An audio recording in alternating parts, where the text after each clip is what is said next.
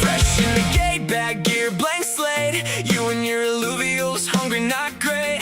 Boots on the stone, hands on the rail. First slam in the arena, first hard fail. They read your move, then broke your line.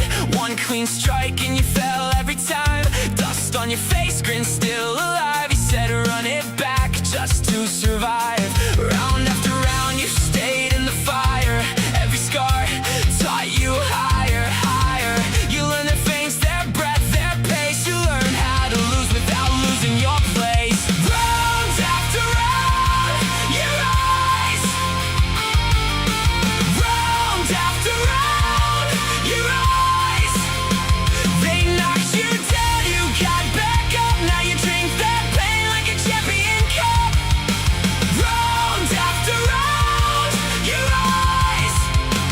Round after round, you rise. From the floor to the crown, you don't stay down. New scars stacked up on your name. Bad brackets, bad draws, same old shame. Your alluvial shook, then stood again. Little by little they learned to win.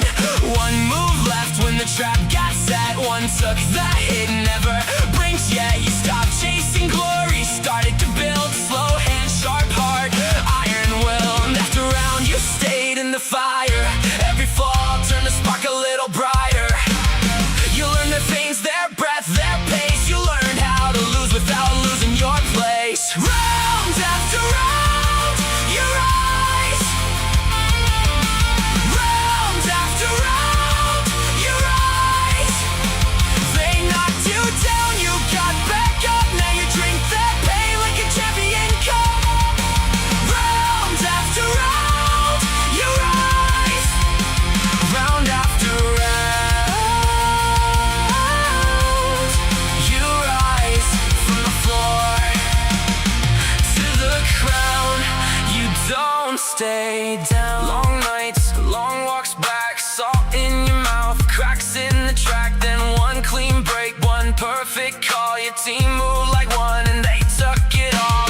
No more panic, no more please, just calm in the blaze, eyes on the keys. The crowd went wild when your name hit high. You looked at the ring like, this is mine, mine, mine. This is mine, mine, mine, mine. Round after round, you rise. Round after round, you rise. They knocked you down, you got back up. Now you drink that pain like a champion cup. Round after round, you rise. Round after round, you rise. From the floor to the crown, you don't stay down. Champion, no, you rise. Champion, now, you rise. The bruises were proof you came through.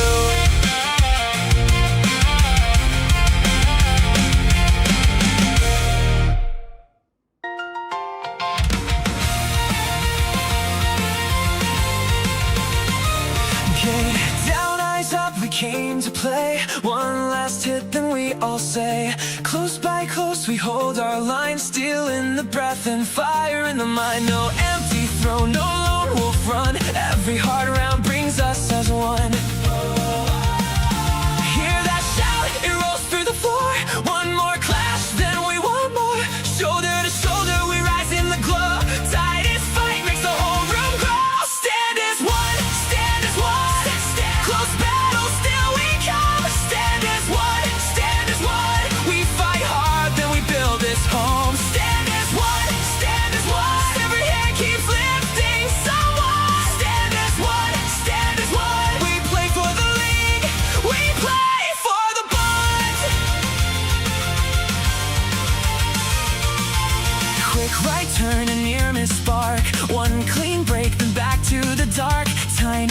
margins, big brave hearts, one shared win from a dozen starts. New names, old friends, same battle cry. We learn your moves and we cheer you by. When the dust sets, we stay in the ring. Win or lose, we still fear that shout. It rolls through the floor. One more clash, then we want more. Shoulder to shoulder, we rise in the glow. Titans fight makes the whole room grow. Stand as one, stand as one. Close battle, still we come. Stand as one, stand as one. We fight hard, then we build this home. Stand as one, stand as one. Every hand keeps lifting someone. Stand as one, stand as one. We play for the league, we play for the bond.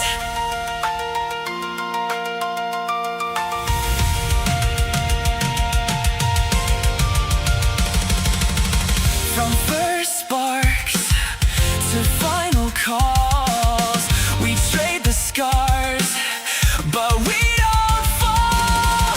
Your name, my name, one steady flame. Across this field, we're more than a game. Stand as one, stand as one. Stand as close battle, still we come. Stand as one, we fight hard, then we build this home.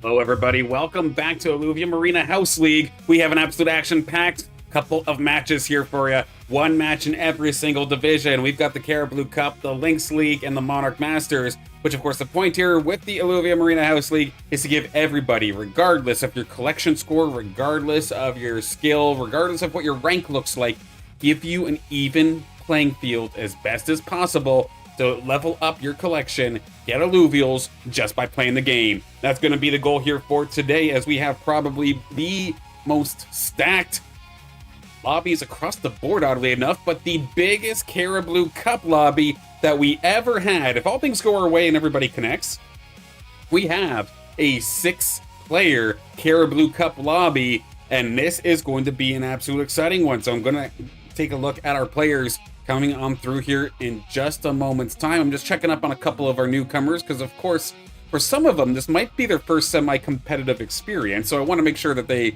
find the right spots they're supposed to get to, but it looks like they're doing pretty good here. So, our players for today, flashbang incoming as always. It wouldn't be my stream if I didn't hit you with the spreadsheet at least once. Well, here it comes, of course. We have, in the Carablu Cup, we do have Ethan and Robert Tacho, as always, going to be making their returns. Looking for a little bit more, of course, Ethan and Robert Tacho both right on the cusp of graduating into the Lynx League. And some of our players that have the most wins in all of House League, but especially for Carablu Cup, where Robert Tacho currently has the lead. But there are a handful of players coming on in to throw a wrench into their little win streak, because we now have Ballistics, Magnets or Magnat Syndicate, Kyra, and Matter coming on into this matchup, and this is going to be really cool. I do believe, like, if we take a look at collection score, of course, collection score is not everything, but Ballistics and Magnet, they've been around for a little bit still, slowly but surely leveling up their collections, and just based off of collection score, in theory, they could put their hat in the ring here to go toe-to-toe with Ethit and Robert Tacho, but I'm not going to sleep on Kira and Matter either. They do have a handful of Illuvials already owned. They don't have everything, but what they do have are actually trained rather nicely, so I'm going to be looking forward to see how they do today. Following up that match, we do have an awesome Lynx League battle up ahead, where we've got Mothpuck, our monster, going to be leading the charge up with Blazin, Gatling, Illuvium Hunter, Vermin Bond, that is Bond Daddy Ratty's alt. That was Deathmatch Daddy from last week, if those who remember. The 90 TPI exclusive team there for Bond Daddy Ratty, but it doesn't have the levels to push it into Monarch just yet, so that's why it's here in Lynx League. And then Awake Darkness 69 coming on through here as well. We do have an additional spot open. Maybe in a worst case scenario, 2 players from Carablu Cup can come bump up into Lynx League and try their hands punching above their weight class. Then lastly, the main event of the evening will be, of course, your Monarch Masters. Texan has been on an absolute tear, regardless of what competition he's in. But we did see, of course, just last week, Kirito got their win in the Monarch Masters, beating everybody. A very close battle there with Hector, who has arrived once again. One of our Australian favorites here, Draknian, going to be joining us nice and early. Get the coffees pots ready, because we're going to need it, but they're always an absolute pleasure to watch, alongside No Ketcho, Wolverine 777 Hype, Thanatos, a handful of people who've won Monarch Masters before. I think No Catcho's just on the cusp of maybe getting their first one. And then, of course, winner of the Lynx League will be in this matchup here as well. And in a worst case scenario, somebody no-shows for Monarch, we have not only Zico Perico, but Zyphet is nearby as well. So we do have the perfect opportunity for multiple full lobbies here today. Taking a look right now, we do have Kira, we've got Ethit, we've got Robert Tacho, we've got Matter. So I'm just looking for Ballistics and one other. For Ballistics and Magnat. We'll give about 5 minutes to make sure that they can get on in here. I see Ballistics is in the YouTube chat, so they are here and ready to go. I did fire off the lobby code there, Ballistics, in the Discord. If you're having any issues, by all means, please do let me know. And of course, as we're waiting for all of our players to load on in, big shout outs to everybody tuning in nice and early as well. Good to see everybody. I see Blazin, I see Kirito, I see Bond Daddy Ratty. I see Ethit. I see Awake Darkness. Sota. Ballistics, of course. And this is going to be an absolute fun one. And of course, this is just the start of competition-based streams here for this week, because of course, right after, or tomorrow rather, at 3 p.m., we also do have the Ratty Data Tournament, and that is going to be a very exciting one as well. Top 8 players who've been competing very, very hard over the last month or so. We're all fighting for points, and they've gotten into a final event, top 8 playoffs, so to speak. We're going to do a best of 3 to see who gets a handful of Illuvials and Illuvitars. So I'm definitely looking forward to this week coming up, or these next couple of streams. Hector, good to see you. Hope you're having a fantastic day. Hope everybody's having a fantastic day. Still missing Ballistics, and I'm still missing Magnat. So I'm going to quickly ping everybody on the Discord once again.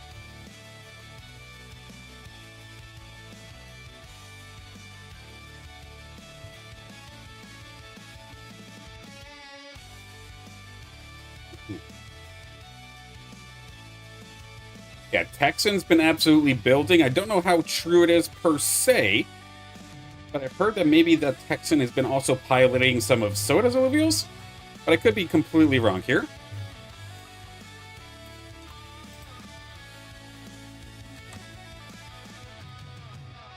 There we go. Thank you, Kirito, for jumping in there. I see Ballistics looking for the code. Perfect, perfect.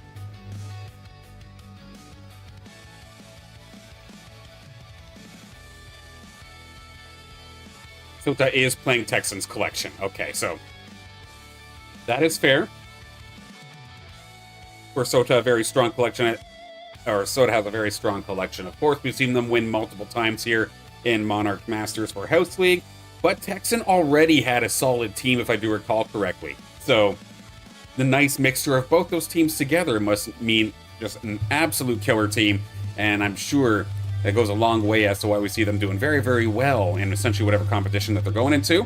We do have Ballistics. They have arrived. There we go. So I'm just going to give Magnat another 3 minutes or here. When it says 3:40 my time, I will send it off.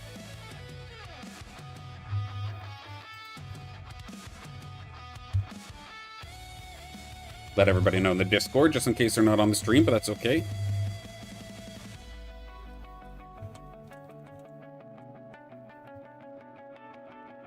Starting in 3 minutes here. But I'm really excited. This should actually be an incredible week, because not only is the attendance just beautiful here for House League, but I also made some changes to the prizing. Because I realized something. Why would you want to graduate if getting 3rd in the next highest division pays out less than the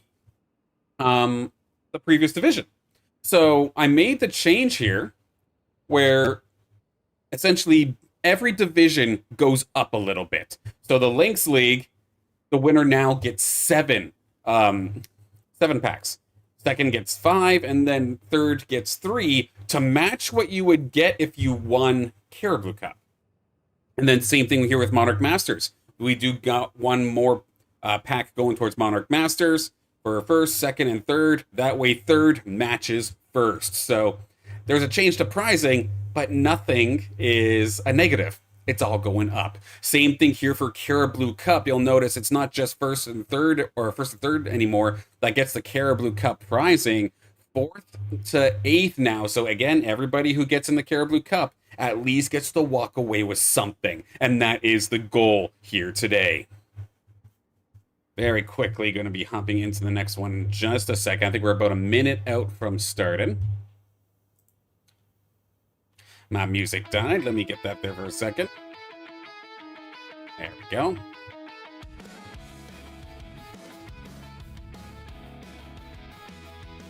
All right, I do not see anything in regards to Magnat. Just double checking, making sure they're not in the game potentially. It doesn't look like it. Okay, so yeah, we will be going here in just 1 second. Carablu Cup, are you ready? This is going to be crazy. Ballistics, I think I will be nuked here. Well, GG, well, Ballistics, I mean, you might be selling yourself short, mate. If I take a look again at the list of players here in Carablu Cup, of course, the main goal is that I'm putting you into a lobby where everybody is as close together in terms of skill and collection strength. So you are right in the middle in terms of your collection strength. So you absolutely have a shot. Everybody has a shot. In a best case scenario, of course, that's kind of the beauty of auto battlers. In the best case scenario, even the underdog can pull a win if the skill levels are close enough. And everybody here, I think, can make it happen. But that being said, we are ready to go. The lobby will be getting kickstarted. We've got 5 Carablus ready to rock. I'm really excited to see this one.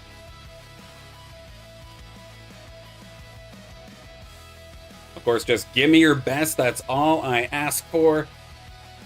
And we'll all have a fantastic time here.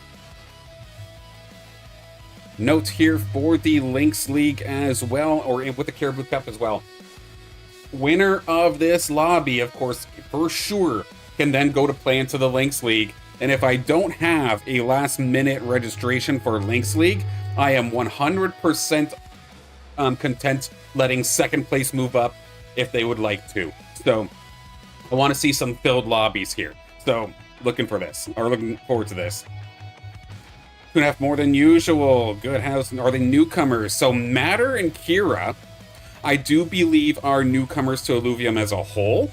They do have a handful of Illuvials, but not a complete collection or anything along those lines by any means. But some of the Illuvials they do have are leveled up relatively decently. Like they're in the 20s, the 30s, and maybe, of course, well, the fully evolved ones are going to be 40s no matter what. But relatively new here. I've seen Matter 1 on the ranked ladder relatively consistently. Same thing here with Kira. And then Magnet, I've been seeing a little bit more. Unfortunately, they're not going to be able to make it here today. But then Ballistics as well. I've seen them around, just not super often. But I'm not going to sleep on them in the slightest. Their collection's rather solid. Again, just levels is the big issue, I do believe, there for Ballistics. But levels is pretty much the big issue for all of us, isn't it? So at the same time, I still think highly of all these players. I'm looking forward to seeing how they perform here in the arena today.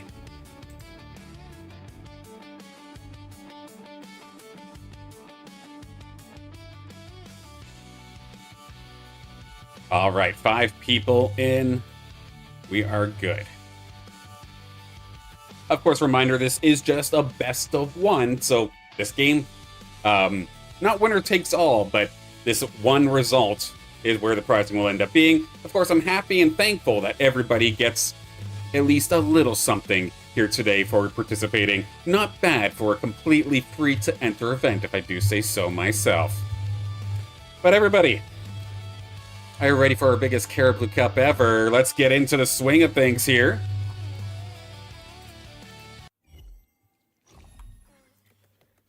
All right. So for our Carablu Cup matchup, there is going to be absolutely no awkward variable here with the region to play around. No region, no effect. So it's going to keep things nice and consistent, so to speak, here to start things off. With this Carablu Cup for today's House League, again, to introduce our players, we have a couple of new faces, a couple of newcomers here as well. We've got Matter 1 and Kira, both new and been grinding on the ranked ladder for the last little bit, like I was saying before. We've got Ballistics. This is their first time here in the Illuvium Arena House League. And then we have the 2 players that have essentially been going back and forth here for the last 2-3 months here in House League, it feels like. Has it been 3 months? I don't know, but it feels like it's been a damn long time. But Robert Tacho and Ethan. Of course, Robert Tacho, the most winningest player in Carablu Cup. Ethan, short to follow, though. So we'll see how those 2 compete here today. In terms of like its arena experience, in terms of the House League experience, they might be our favorites, but the same, or they might be the favorites to win. However, I am absolutely ready to see an upset. Not because I don't like the players. No, I absolutely love having them here week in and week out, but I'd love to see how these players do here today. Lots of what we're saying here in the chat. Lots of new faces and ranked games as well, which is incredible to see. Like, I'm super thankful to see that. Maybe those changes to the matchmaking over the last patch or 2, allowing for players to actually get their footing a little bit before they actually get thrown up against veterans, was a solid a solid first step into the swing of things. Okay, we are long past round 4, which means we could take a look at weapons going into this battle as we watch Kira and Ethan take to the swing of things. Kira's already winning my heart at this moment here. Arcane Lynx onto the field. Nicely done. I mean, it kind of gets counteracted, the fact there's a penguin there. But we'll see. Good on Kira taking that one. Weapon-wise, though, Matter 1 going to be picking up the Aqua Blaster. Water has been an absolute standout, or not necessarily an absolute standout, but it's been used quite consistently over the last little bit. Looking forward to see how Matter 1 handles that. We do have Kira with the Vinebound Cleaver, Verdant Vanguard incoming possibly. Robert Tacho, the Ember Buckler. They went Shock last week. It didn't go out for them. Could this go for maybe a second go-round, or is this more maybe an Aegis-style build? We'll have to see. Ethan, this is a different weapon. We've been seeing them play the air weapons, their fighter weapons, for the last couple weeks, but they're going after my favorite, the Emberling Rod.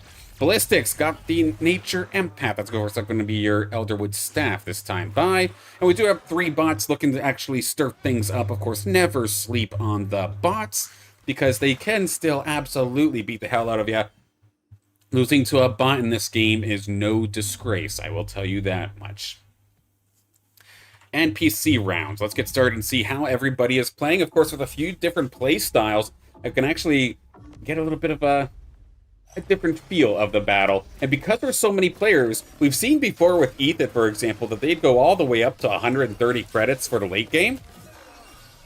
However, with there being more players, maybe you don't have that luxury anymore. We already see Ethan down to 35 credits. Robert Tacho leading the charge in terms of economy, already up to max interest, 75, ready to lock and load.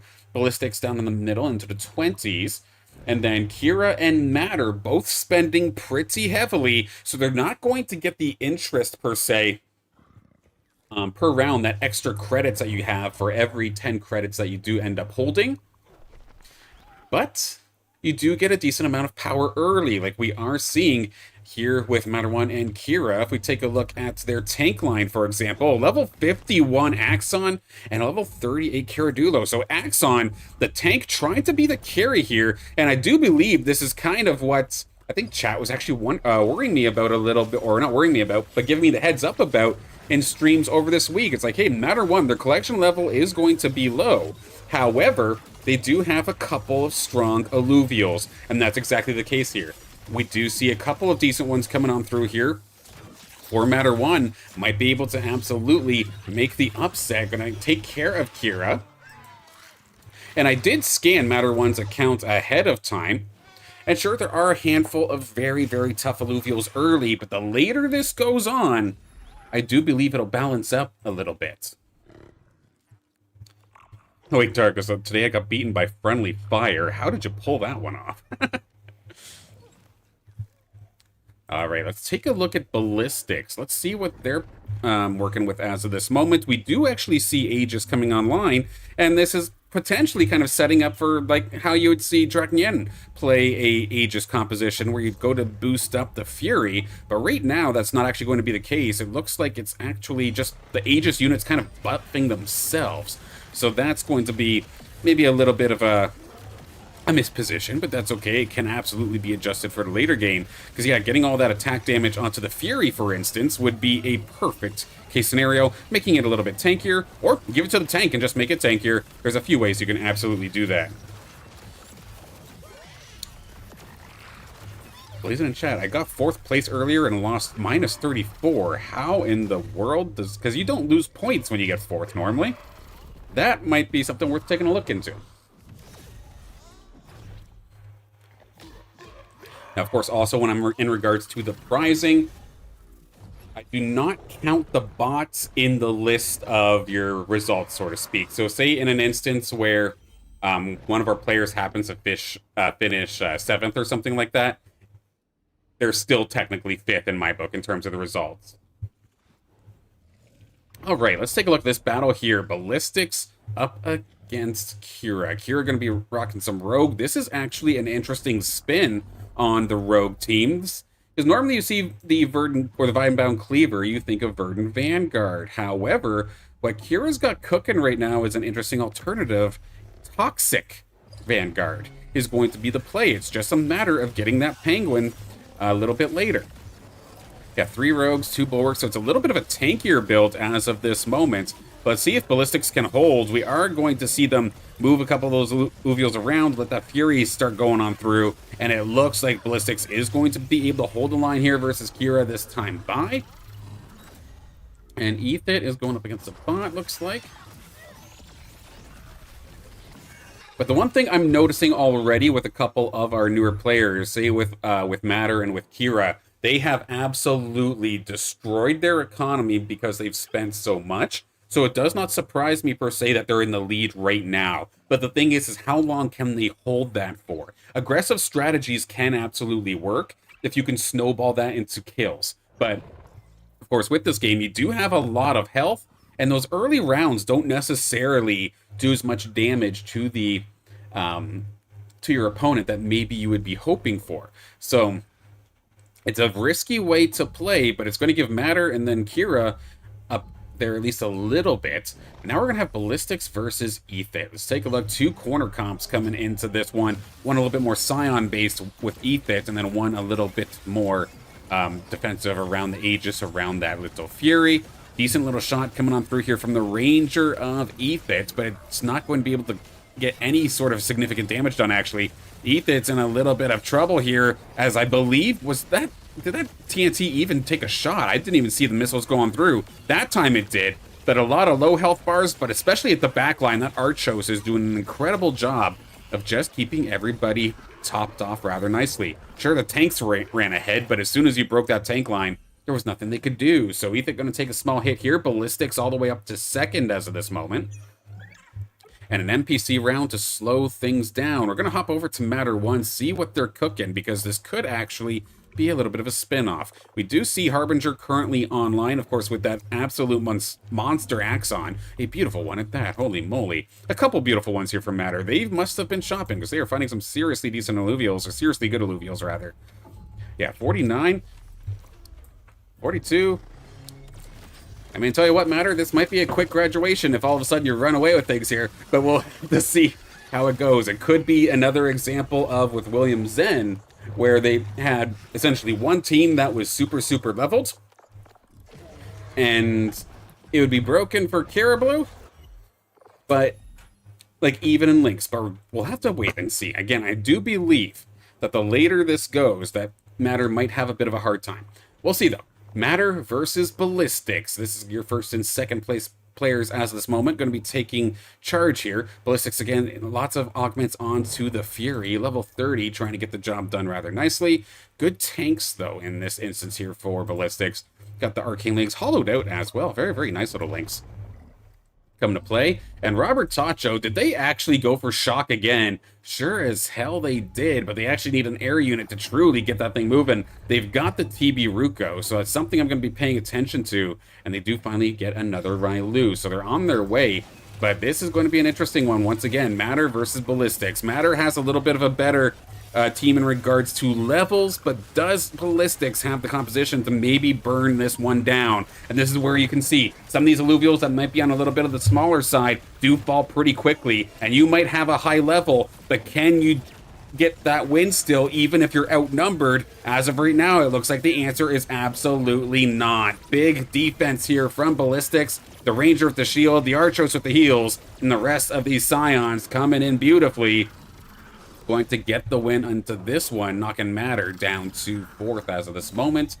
Ethan and Kira currently in second, but Robert Tacho, I'm very curious for them because they are very close to potentially finding Riley. Just 2 more of those red pandas and they will be right there. There are absolutely no other red pandas in this game, I do not think. Never mind, no, Ethan does have a couple.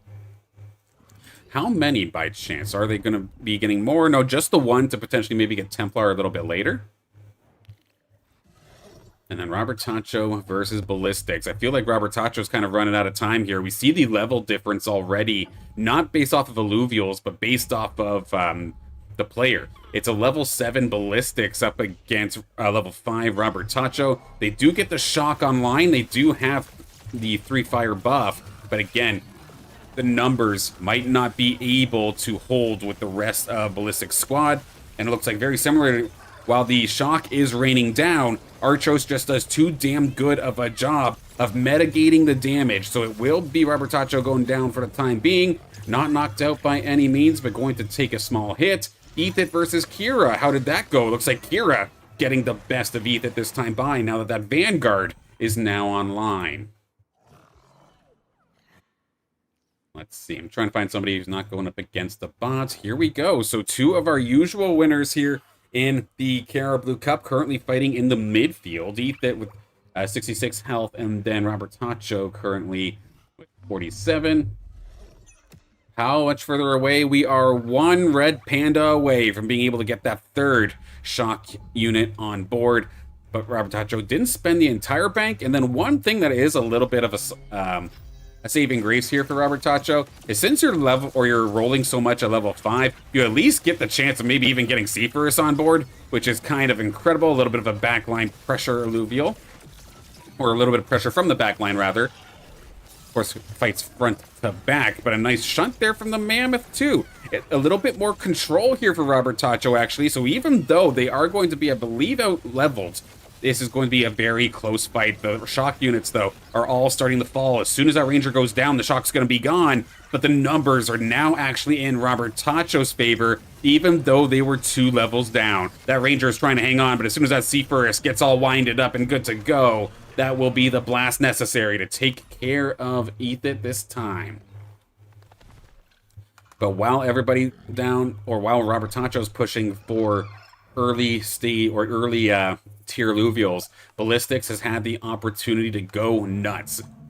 Completely loaded up on economy. We do see 64 credits involved there, so they're looking rather nice. I want to take a look at Kira, though. I want to see where this build went. Oh, they're going up against a bot, actually, so let's go quickly back up to Ballistics. We'll take a look there in just a second. The Ballistics did, even though they have the Aegis kind of style build, this is a very Scion-heavy team. You've got the TNT, you've got the Sinolf coming on through as well. Let's see how it goes versus Ethit. So far, so good. Just absolutely going to be shredding on through that Sinolf. Let's take a look at this guy, actually. Level 40 and pretty decent stats on this one. So nice little team coming on through here from Ballistics once again. Going to be able to shred on through. Furiok's going to have the last laugh, it looks like there. I mean, that Ranger tried its damnedest there. Nice try there, Ethit, but not going to be enough. Now we're at the NPC round. Now let's take a look and see what Kira is up to. So yeah, again, normally you see this Vinebound Cleaver, you're thinking Verdant Vanguard. However, Kira has changed this into a Toxic style, which is rather interesting, but also putting a bunch of the augments onto the Revo, even though we've seen how absolutely disgusting Stabbin can be. It might be a tier 3 stage 2, but it behaves like a tier 6, I swear to God, but it's not going to be labeled as the carry. If anything, this Ripper is also being built as a tank, and Kira has a bunch of decent levels onto these guys too, and just kind of breaking the 50s, maybe a couple upper 40s here as well. So let's watch them go in a second. They're going up against one of the bots, actually. Which, oddly enough, one of the bots actually took some of the penguins, which is going to be kind of funny. Robertacho, I want to take a peek and see what they're going for before this round starts here, but I do want to acknowledge the fact that they did end up getting the Riley. So that is going to be potentially 3 shock. It looks like it's actually 2 shock plus attempt at magma coming on through here for Robertacho. We're not going to be there just yet. Let's see, player versus player. We've seen Ballistics a few times in a row here, but is everybody just playing bots right now? It kind of seems to be the case. So matter 1, let's see what you're cooking. You're almost at 8 water, so that's looking rather strong. But again, we've seen what Ballistics can do. Is this going to be the team that potentially cracks Ballistics, though? Let's definitely take a look and see. Right now, that Riptor is doing a pretty decent job onto the Caradulo. It gets shredded pretty quickly. But a good shot from the Sinolf does take care of a few as well. Let's flip it on over. That Revo got some decent AoE into the back line, and this could allow for that Riptorus and that Jokul to just start shredding, and sure enough, that is going to absolutely be the case. As the TNT falls, Ballistics will take the hit, matter 1, going to lead into there. Kira, let's take a look now. You're going up against Matter. That's the Ghost, though. We do lose a couple of our bots, it looks like. We lost all of our bots on the same round, so most importantly, we have a bunch of rogues. Because what is it with bots playing rogues? I swear to God, like at least 3 bots play rogues every single game where there is bots. It's very, very weird. But let's take a look at this battle here, because we could see the first exit of a player as we're going to see Robert Tacho down to 11. They're absolutely within kill shot. Can we see the Shock Invoker, oddly enough, start to shine? This is going to be very tough level-wise, or at least 7 and 7. So this is still a very, very close battle. At least in that regard, going to be relying a lot on that Seaforth, though, to be able to pick up maybe some of these chipped away units from this Shock. But with the Squiz kind of eluding Robert Tacho as of this moment, it's probably going to be just a little bit too far gone. Unfortunately, Shock is risky, and unfortunately, that will be Robert Tacho out of here early into this one. GG's no matter the results. I respect the hell out of you for trying Shock. It was close. But it is such a risky strat to go for. Matter 1 and Ethan battling it out here as well. That one went down to the wire. Looks like Matter 1's going to be able to get this in the end here. The Flood is going to end up standing tall and just going to make it rain. So Ethan going to be down to 26. Not enough for a takedown just yet, but we can then hop over to Matter 1 and Kira. These are potentially two of the players, again, that were going very aggressive early. And at least in Kira's case, that is going to cause them to be 1 level lower. And it could very well cause a problem, but they're both kind of contesting each other for some of the same Illuvials, with the Ripturus being picked up by both players. We are seeing even the Stabbin picked up by both players here as well. But it's, and even the Jokels, they're both here. Both these players essentially playing very similar compositions, but with different weapons. Try and find different styles, so to speak, into this one. Very heavy water compared to almost heavy, but lots of toxic instead. You do have Tsunami on the side of Matter here as well, so that Ranger will be shooting relatively quickly. It is a very close battle, actually. Can the Vanguard, can the Stab and maybe try and pull the upset? The Charm's going to shut it down. Stop the Ranger from getting one more final shot, or allow that Ranger to get one more final shot there onto the Stabbin and take them out. Ethan and Ballistics still going at it, and it looks like this one's going over to Ballistics. Very close battle overall, or actually, for that one there with Ethan, there's still a few left, but valiant effort to no matter what. And now again, Matter versus Ethan. This could be the knockout blow here onto Ethan if things don't go their way. Credits wise, what do they got? 14 still in the bank. They were right around the corner from potentially getting that fully evolved Mammoth. And then on the other side, Matter doesn't necessarily have that stage 3. But again, the levels seem to be doing them wonders. A fantastic final upgrade once again here for Ethan. The Mammoth has arrived, adding another Harbinger onto the build. And this is now going to be Verdant Harbinger. Is that going to be enough to maybe mitigate some of these high-level rogues?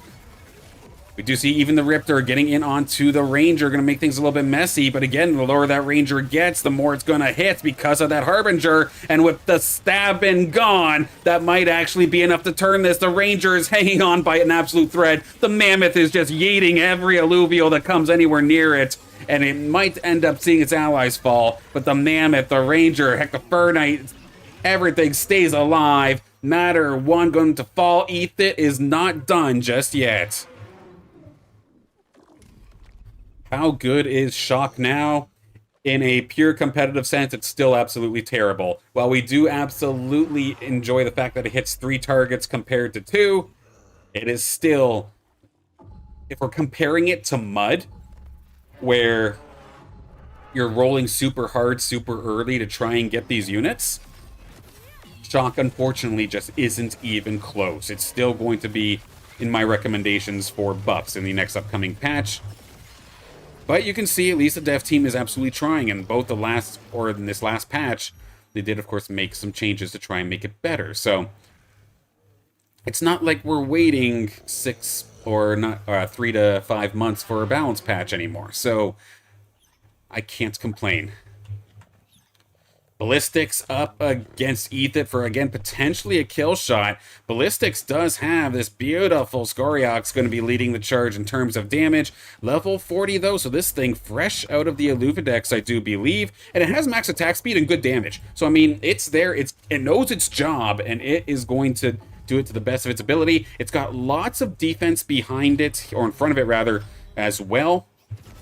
Can the Mammoth just dodge all of the Scoriox shots as possible and make some work happen? The problem is, though, is it was targeted basically immediately. But look at that Harbinger damage. Can it get a second shunt? It will not. And with the Mammoth getting killed off super quickly, that could be problematic. We did lose Kira versus Matter, so Matter going to win that one. Kira out in fourth. But this battle here with Ethan, I think Ballistics might have just held on just long enough to be able to get the shot here onto Ethan, and with both Kira and Ethan being down in the same round, it goes then by health lost, which Kira will be third, Ethan will be fourth. Again, GG's, guys, regardless of where you finish. I hope that you had a fantastic time no matter what. Would love to have you back again. And of course, a reminder, no matter what, you're getting at least a little something. Which leads us down into our final two. Two players, of course, with their first times being in the Carablu Cup, or first times rather being in House League, period. Whether they stay in Carablu Cup, that is a question for another time, but we will figure it out. We'll enjoy the battle while it's here. Matter versus Ballistics. Gonna be keeping an eye on that Sin-Off. Where does this beam go? Yeah, the Flood's in the background ready to hit, but if you can hit some of these good Illuvials in the front, that can still be fine. They tear through the one Riptorus, but it's the one that doesn't actually have any of the augments. The one with the augments alongside the Stabbin are going absolutely nuts. The Jokul as well is right on top of the Scoriox. Scoriox is firing as fast as possible. It's got the stats to be able to shoot as fast as possible, but it's still not going to be enough. We will see Matter take the lead now in this game, but both of our players still in the 50s in regards to their HP. But credits-wise, this is where things get a little bit interesting. Both players have basically spent everything, but that was a massive upgrade coming on through here for Matter 1. The Rip Lance has arrived, level 41 onto this guy.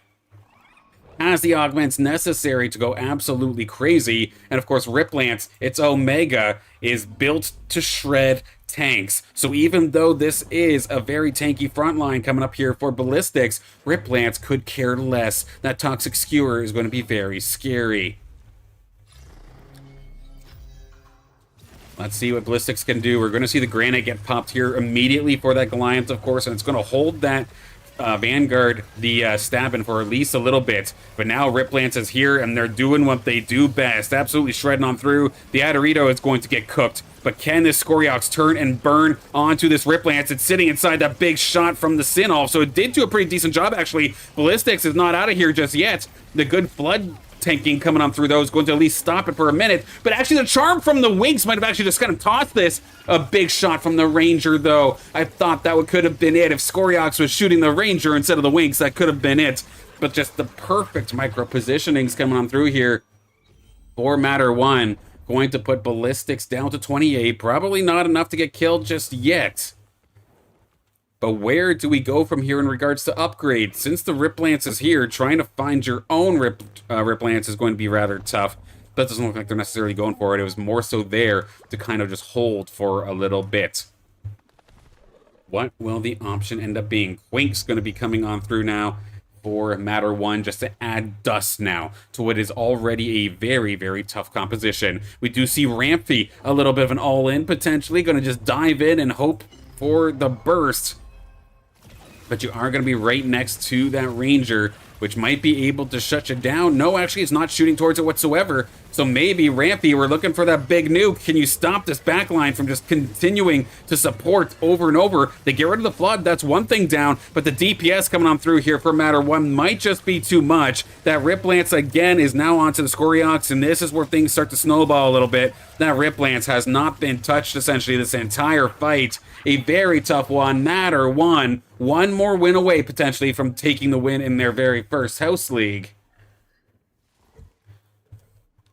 But of course, a reminder for anybody waiting for the Lynx League. Lynx League will be happening right after this. Winner of this matchup and then second place is also welcome to join us in the Lynx League matchup.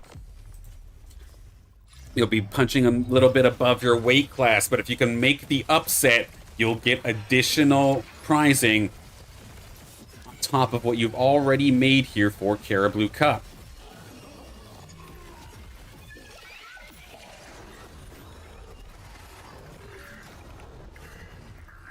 With one final shot here of, or influx of credits rather, what more could Matter be asking for? Well, how about add on a Death Pangu on top of all of that? Slashin has arrived, level 40 fresh, almost fresh out of the Illuvidex. But very solid nonetheless, and that's what's scary. They were able to find those fully evolved Illuvials, and if you do own your fully evolved Illuvials, you're guaranteed at least level 40, which is incredible. We are going to see Ramp Fight coming on through here from Ballistics, and it is a level 41. It's got a bunch of augments. It did some decent work in the corner last time. I am very curious as to how it will go now. We do see a synergy chip coming on through here for Ballistics, potentially for a 5th Scion for a little bit of immunity. Maybe potentially shut down that Quinks, but I don't think it's going to be enough. Couple of final movements. Heck, even the Arcane Lynx is coming out to play. Try and get some AoE into that corner. Not too bad. Sinolf is going to be right in the firing line here of that slash-in, so it's not going to last very long.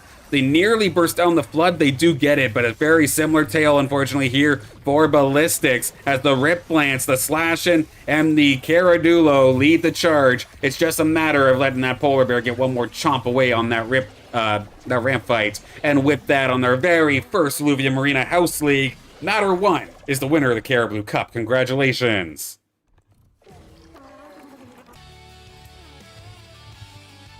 And that is our biggest Carablu Cup ever. Awesome to see 5 of you in here. Had 6 signups, of course, but didn't necessarily work in our favor. But the fact that there is more people interested makes me super, super excited. So again, big congratulations to Matter 1 on the victory. They had that one team that they were ready to rock with, and they absolutely crushed with it. The Water Squad coming in rather nicely. Ballistics, a valiant effort here as well. Fantastic defense up until the end, but there's just so much offense in there, and there was a little bit of level differences as well, but still, second is absolutely fantastic. Same thing here with Kira, also going for Rogue, doing the toxic spin on it. It was cool to see that as well. Ethan and Robertacho, I know Robertacho went for the risky shock play, didn't pay off for them here, and then Ethan, it might say 4th, but that was also a very valiant effort. And as always, regardless of where you finished, I hope you had fun in your match no matter what.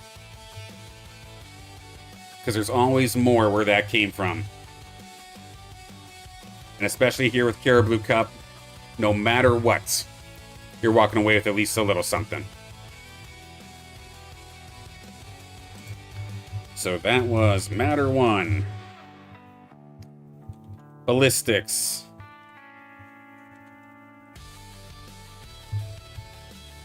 Why am I brain farting already?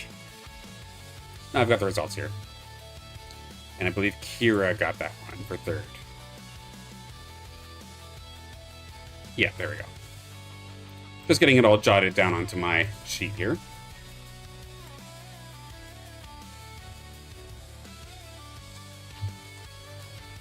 So a reminder here for my Carablus for 1st and 2nd here. So for Matter 1 and for Ballistics, I have room in the Lynx League for you to move up and play there once again. Would love to have you back for another go-round, essentially right here, right now, if you're available. If you cannot do it, that's okay. I'll offer it to the next player in line. Going to be setting up the code here for the Lynx League right now. Ballistics would love to join. That's perfect. Matter 1, same to you. I'm going to ping you in the Discord just in case.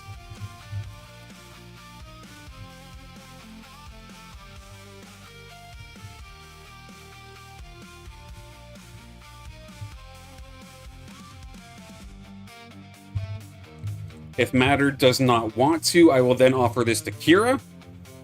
If Kira does not want to, I will offer it to Ethit. And then if Ethan doesn't want to, we'll offer it to Robert Tacho. We'll go in line.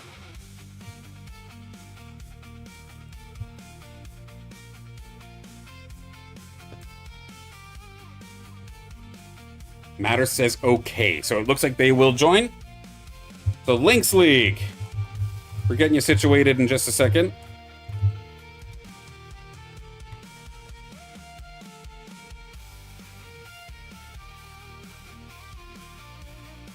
All right, and a reminder for our Lynx League players. Let's see who we've got here, of course.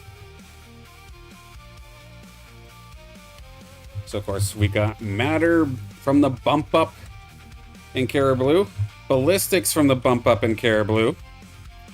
Then we've got Monster. We have Blazin. I know Blazin's here. They're ready to go. Gatling. Got Illuvium Hunter.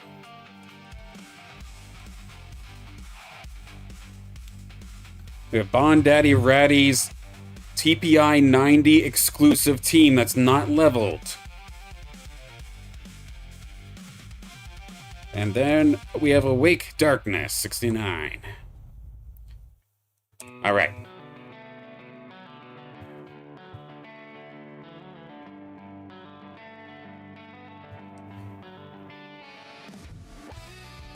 Ethan Robert Tacho got some tough competition. It was definitely interesting seeing more players contest. And this is also just another example why you can't just go off of collection score to determine a strength of a player. Because this is absolutely something that could happen. You can be in the low thousands for your collection. But if those Illuvials that you do have are nicely leveled, it can absolutely make the difference to the point where I'm at least debating with myself if Matter and potentially Ballistics, I'm not sure, but Matter for sure might need to go directly into Lynx. And then maybe I need to have some sort of community rescue prizing into Lynx League to help them grow their collection that way. Because in order to still get the main goal of House League, I want people to build their collections just through gameplay. But not everybody collects everything at once. Some people, of course, will focus in, especially in an ownership model like this. I know that's kind of the way I had to play. I made one team first. I had my Wildfire team first back when Ascendant was a thing. I didn't own anything else. And then only slowly but surely got more Illuvials as Gauntlet became more of a thing. But building one team first is probably the smartest way to do it. So yeah, I can definitely understand why some people might be like a little bit curious. But just note that it is something that I am trying to find my best ability, or in my best ability, to balance as best as possible. But even still, that was a very close game. I enjoyed that. Guys, who has my third Atlas? I played 4 matches today and didn't get how. Axon, I feel like, is so splashable onto basically every team. How has it eluded you so? That is crazy.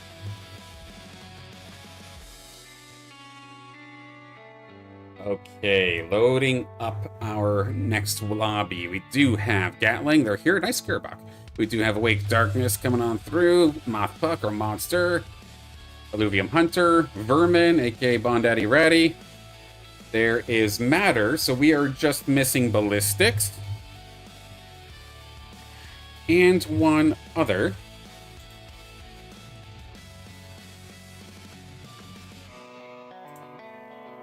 For Ballistics and Blazin. It looks like what we're missing. There's Ballistics. And I know Blazin's close, so we'll get in there. As soon as I see this lobby's full, we'll go. Which, sure enough, there they are. So perfect. We will get started right here, right now. Good luck. Have fun, everybody. Another exciting matchup coming right around the corner. And of course, I also do want to mention while we're waiting for this game to load in, again, a big thank you to Illuvium themselves for providing the skulls necessary through Deathmatch to allow me to open packs here, send them to our players as prizes. They've made it essentially so I don't have to do anything out of pocket, and I am extremely, extremely thankful for that. And I know something of similar nature, I believe, is done with the Bon Daddy Ratty, the Ratty Data tournaments that we do see every month here as well. So thank you for supporting community events. I'm also extremely excited to learn whatever the new Illuvium tournament system's going to be. They had mentioned before in the Arena dev chat from maybe 2 Mondays ago that they did still want to have another tournament on top of these community ones, and at a much smaller scale, but still actively have events. So I'm super thankful. Bon Daddy Ready. Oh, they switched over to Fuel, but still, 100%. That works out. All right, good to see everybody here. And I see Matter is here in chat as well. Good to see you. Congrats on the first victory. Good luck here into the Lynx League. You might, in theory, be punching above your weight class a little bit, but you do have a pretty sick squad. Both you and Ballistics both, I think, can hold your own absolutely very well here in this lobby. We're going to load into that in just a sec. And the most beautiful sight in Arena is a lobby with no bots in it. I absolutely love to see it. It kind of snuck away on me for a second there. But when I see a lobby full of 8 players, that is easily the best Illuvium. I'll still say it day in and day out, and I'm not just trying to be a suck-up or be, like, shilling Illuvial or something along those lines, or Illuvium. Of course, I've done esports for over 10 years at this point. Started when StarCraft 2 came out. I've been commentating ever since. I've had a whole stint where my livelihood was broadcasting college esports for a specific team. I've commentated easily over 30 some odd games. But when we actually get a full lobby of players in Illuvium Arena, and it's nice and close when it comes to skill level and Illuvials, it is probably the best esport I've played and casted. It is so damn fun, and I enjoy the hell out of it. So without further ado, let's get into our Lynx League. All right, game number 2 here for our Illuvium Arena House League. We are in the Lynx League, this time by. Our players for this matchup is going to be Vermin, also known as Bon Daddy Ratty. Again, why is Ratty in the Lynx League? Well, this is a leveling team that is all 90 TPI. So that's why Bon Daddy Ratty's here. We have Gatling coming on through, had a podium finish last week. Looking forward to seeing what they can do here today. Similar situation with Mothpuck. Monster coming on through, ready to rock. Blazin came so close last week. Let's see if this is the week. We have coming up from Carablu Cup, Ballistics looking to make a dent and looking for Rogue this time. That's interesting. Illuvium Hunter on a little bit of a podium streak here as well. We'd love to see how they can do here today alongside Awake Darkness. Looking for them to, or looking to see what they can do. We've got that Earth Mauler coming on through this time by. This is going to be a corner comp, we'll have to see. And then last but not least, our Carablu Cup winner here for today is Matter One. We've seen they have essentially the one team. They need mass water, but if they can land it, they can maybe even hold their own rather nicely here into this game. We'll have to see. Region this time is going to be Sanctum Mesa, so we get 1 extra Illuvial on the field at every level, potentially allowing to hit more max synergies compared to normal, which will be really interesting to see. Now, I was talking about Bon Daddy Ratty's team, or Vermin's team here this time, because, yeah, look at this squad. The levels might not necessarily be there, but so many of these Illuvials are almost essentially perfect. So, long term, when this eventually goes on to Bon Daddy Ratty's main team, this is going to be an absolute disgusting team to see. But the levels are still, of course, missing for at least a little bit. But can the stats maybe be overweight a little bit as long as you can swarm? Like we're seeing here up against Gatling.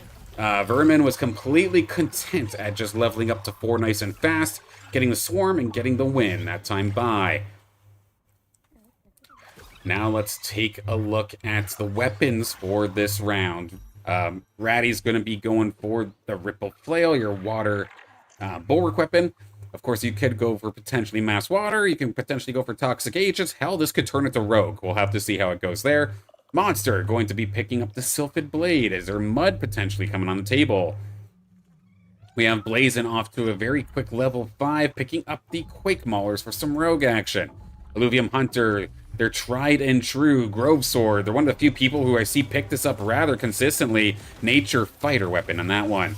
Ballistics also has Rogue, of course. They didn't do Rogue last time, it was more of a corner comp, but this time, going for the Vinebound Cleaver.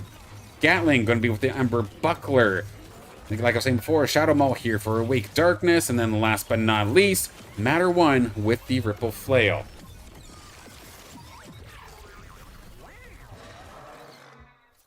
We're about to get into the first economy rounds or NPC rounds, so we can take a look and see the different play styles coming on through here from everybody in regards to the amount they're spending every single round. Matter going absolutely all for broke once again. We saw this in the Carablu Cup game, where they were able to snowball an early lead into eventually getting that win. But of course, it's very risky when you're getting less credits every single round because of it. Start off strong, but maybe falter off later.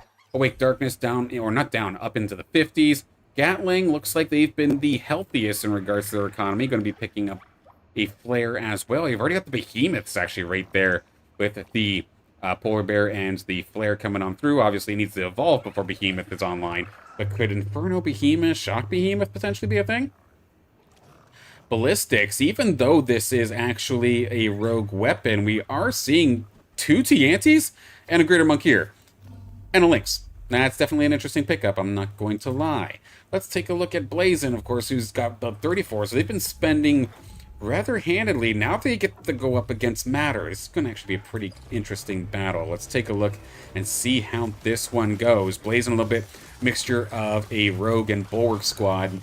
Similar nature here for Matter 1, but of course we know they love the water. They've already got 5 of them on hand. It looks like just the consistent Omegas are doing a pretty good job, but the Kukaloose actually coming out here from Blazin's doing a pretty phenomenal job at being able to just stun things in place while it just auto-attacks it to death, getting the lockdown right onto that little Rota. Rota shall go down, and there you go. Blazin going to be able to get the win. It was a very close battle, but the Kukaloose and the rest of the squad are going to clean things up.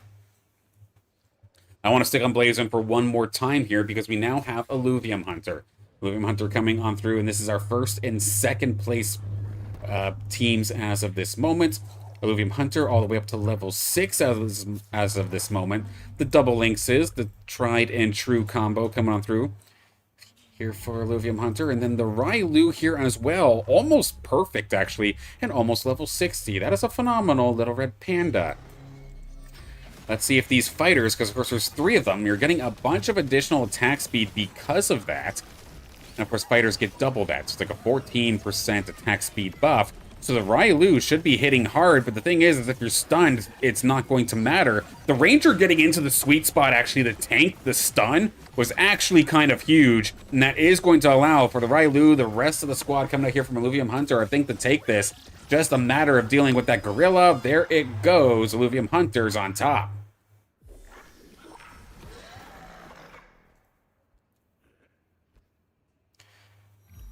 Now, how about Monster? Again, they were the one that was potentially going for Mud. Let's see how successful they are so far at that. It looks a little bit choppy, I'm not going to lie. At this point here, still kind of stuck with the lesser Monkier, so don't even have the Greater, unfortunately, online just yet.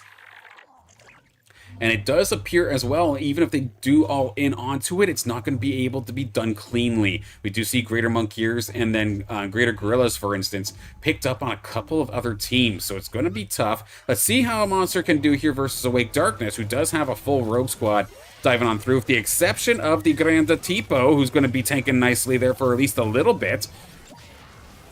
Rhoda coming to roll on through. Even an early Rampy coming out here from Awake Darkness. If that Rampy can maybe get one more solid Omega, that could be clutch. But look at that Gorilla go here for Monster. It is doing a fantastic job, and that is an absolute beautiful performance here from this Gorilla. To the skies goes the Rampy, but it's not going to be able to hit the targets that are doing the carrying as of this moment. A nice little charm from the Lura. But this is the game plan for Monster. I've mentioned it in prior house leagues here as well. That's early game. They have some no pun intended, but they have some monster Illuvials. They are absolutely crazy. Level 61 onto this gorilla, and it's super high TPI. That's beautiful. The problem is the late game. When they get to the tier 3s, when they get to the tier 4s and the tier 5s, they don't have the levels. They don't have the stats. So Monster needs to get that damage done early in order to truly get a chance at getting the win. So that's why we see a 61, and that's why they're here in Lynx. I want to take a look at Gat versus Awake Darkness up next here. Again, Grand Atipo going to lead the charge for the tanking. Not the tankiest fella, but not too bad. Gat going to be in the corner trying to defend the little snail. It looks like it's still stuck as a little Tatofi.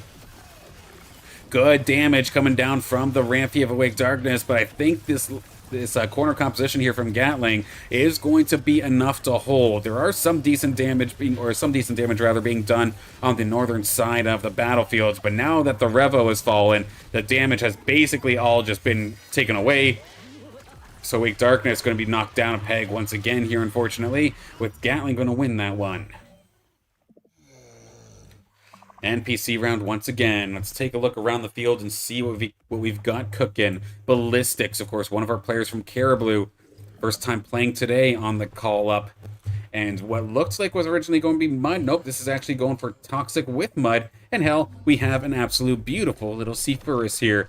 Not too shabby on the stats-wise, but gets bonus points on my book. For one, being an Invoker, I love these damn snails. And the fact that it's hollow is that much more awesome as well. And look at this thing that just got evolved into as we were glazing the Seaforus. A beautiful hollow Caradulox as well. Solid stats for what it needs to do as well. Like, okay, you're missing some attack speed, you're a tank. Okay, that's fine. And it's got a ton of HP. Beautiful. Yeah, we haven't rode along with Ballistics for a bit, so we're going to stay here for a second as they go up against Gatling. But taking a look at a couple of these other battles, or these other team compositions, Monster completely loaded up on Economy. Same thing here, essentially, with Illuvium Hunter and Blazin. Vermin, or Bandati Ratty, looking good as well. Same thing with Gatling. So it's only going to be our two players from Carablu who've done the early spending. But Gatling snagging a Riptorus, that's going to make matters life a little bit difficult. And one thing that I also noticed that we're going to have to actually get into in a moment is, did I see composite chips getting put onto some Illuvials here? That could be an absolute difference maker into the later stages of this game. Like we see the Toxic chip onto this Gorilla. It did end up falling. And then all of a sudden a Shock chip coming out here from Gatling. That is definitely a little bit different, but I can't say that they're going to complain about a little bit of extra damage coming on through. But as the Illuvials start to close on in onto Ballistics, there are still a handful available. Invoker is not procced, so the Seaforus has to do a 3-on-1. It has some solid damage. Can it get one more cast off? It is getting some additional healing and damage over time. It's going to be very close, but even the Fury, just by a thread, is going to be hanging on. A very valiant effort there from that Seaforus, but just barely not going to be able to pull it off. Gonna hop on over to Matter 1 as they are now going up against Awake Darkness. Awake Darkness has a handful of these rogues that I imagine that Matter 1 would want. We saw this in the last game, but actually they were kind of content with staying as Stabin up until the very late game, where they did end up finally finding Slashin', but it was literally one of the last rounds before that ended up happening. And we have a Harbinger chip coming on through here from Matter 1. So that is going to be absolutely terrifying. But then on the contrary, we're seeing a classic build come out here from Awake Darkness. Any of you who've been around when like patch 1.12 happened, when Illuvium Pro League was just kind of getting started, you'll know that this damn Anteater with these Revenants absolutely haunted dreams for a very long time. With a Revenant chimp coming in, it's going to be making it a little bit difficult. The Stabin on the side of Wake Darkness is still alive. I mean, they're chopping on through, but again, it's going to be that Harbinger, that, of course, that Axon holding the line rather nicely. And same thing here with the Riptorus, just doing a great job, single targeting exactly what it needs to find. Wake Darkness going to end up going down. Matter going to hang on for a little bit longer. And now a couple more upgrades coming on through. Another Axon potentially coming on through here for Matter, right around the corner from potentially maybe a Axodon. Ballistics, what did we get picked up here? They're going up against Vermin, or Bondaddy Ratty. And, of course, Ballistics, this was actually going to end up turning into some sort of mud team. We do see the Exalted Monkier coming on through, essentially fresh out of the Illuvidex, but that is all right. Double Lynx is going to be diving on through, but let's see what Vermin can do. We do see this Rake coming on through, as well as a Predator-chipped Greater Monkier. So that is kind of crazy. It's going to be having some additional execution damage onto those auto attacks. I wonder if the splash damage effect also adds onto that. We won't get to see it this time by, but we're going to also see Vermin take care of Ballistics, knocking them down now to within kill shot. We are going to see Awake Darkness actually go up against Illuvium Hunter, who was the leader, but Awake Darkness, not going to say die, the Rampite stands tall. Beautifully done there from Awake Darkness's Rampite and the rest of the squad to keep themselves in the game. Vermin stealing the Axodon potentially away from Matter. An awesome little pickup to truly utilize a potential Harbinger team as soon as that Mammoth comes around. Still a ways to go to get there, though. But Ballistics, again, they came from the Carablu Cup, looking to potentially make an upset here. They have to take out the lobby leader, though, to keep themselves in the game. And Blazin going for the classic Verdant Vanguard now. A little bit of a switch up, it looks like, since the beginning of this round. I mean, that Rampite did a pretty decent chunk even to that Goliath, but that Goliath is a Verdant-chipped Goliath. That is so much healing going into that Beetle that it's going to be tough to take down. The Exalted Monkier, I mean, it's swinging away. It's got True Sight. It's not missing, but the thing is, it's the only one left. And unfortunately here for Ballistics, that does mean that they will be bowing out of here in 8th place, but a valiant effort nonetheless. GG's Ballistics. Thank you for playing again. As always, regardless of where you finish, I hope you had fun. And you do, of course, have the Carablu Cup prizing coming your way a little bit later on. The Australians have arrived. They've woken up. They're here. Hello, Red Fox. Hello, Afterward Gaming or Draknian. Good to see you both. Hope you're having a fantastic morning so far. Hope the coffee's nice and hot for you. Because this has been an absolute incredible House League so far, and I'm looking forward to seeing Drak in particular going to be into the battlefield, of course, a little bit later. And Red Fox is always here, so good to see you as always. Alright, Awake Darkness has put everything on the line now. All credits spent because their life depends on it in this game. Level 8 has the 4 Revenants. The problem is, of course, that there is no 7th Rogue. So getting the maximum amount of these Revenant procs are going to be very difficult. Never mind, 7th Rogue just shows up right as I say that, so nice little adjustment here for Awake Darkness. Get that Revenant chip onto the stab, and this setup is what haunted my matches and haunted my dreams for like what felt like 7 months. But it's a good team even still to this day. It's nowhere as crazy as it used to be, but it's still solid. But how about here for Vermin? The Harbingers are online, and again, you've got the Predator set up thanks to that Monkier, but you also have the Chakondi coming on through for some additional damage as well. Solid battle in the back line. The Mammoth gets one shunt off before going down. Decent chunk of damage coming up from the ramp fight, but not really enough to clean up the fight. It does look like the sign of Vermin, they're going to be able to collapse onto this team, but I mean, at the same time, though, the ramp fight's still here. If it gets a money hit here, that could be critical. It takes down 3. It's going to end up being a 2-on-3 to finish this one off. Can there be one more Infernal Skyfall from this ramp fight? There will not be. An incredible effort from Wake Darkness and the rest of the squad. They fought valiantly, but they will bow out in 7th this time. Bye, GG's Awake Darkness. That was a close one.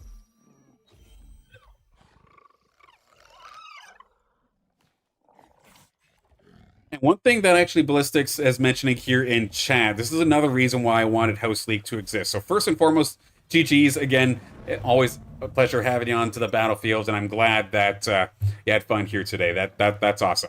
But the one thing you said at the very end of your first message, getting the jitters. This is one thing that I actually wanted to have House League for, because in a lot of esports and a lot of scenarios, as we watch Matter 1 and Vermin playing, a lot of people go from 0 to 100. Like, they never get themselves into some sort of competitive setting until it's a big one. and then they get the jitters. They don't know how to play in a tournament kind of setting or a competitive setting, and it's easy to crash out. So here, something a little bit less serious, a little bit like more community based and a little bit more casual based as a way to get your foot in the door.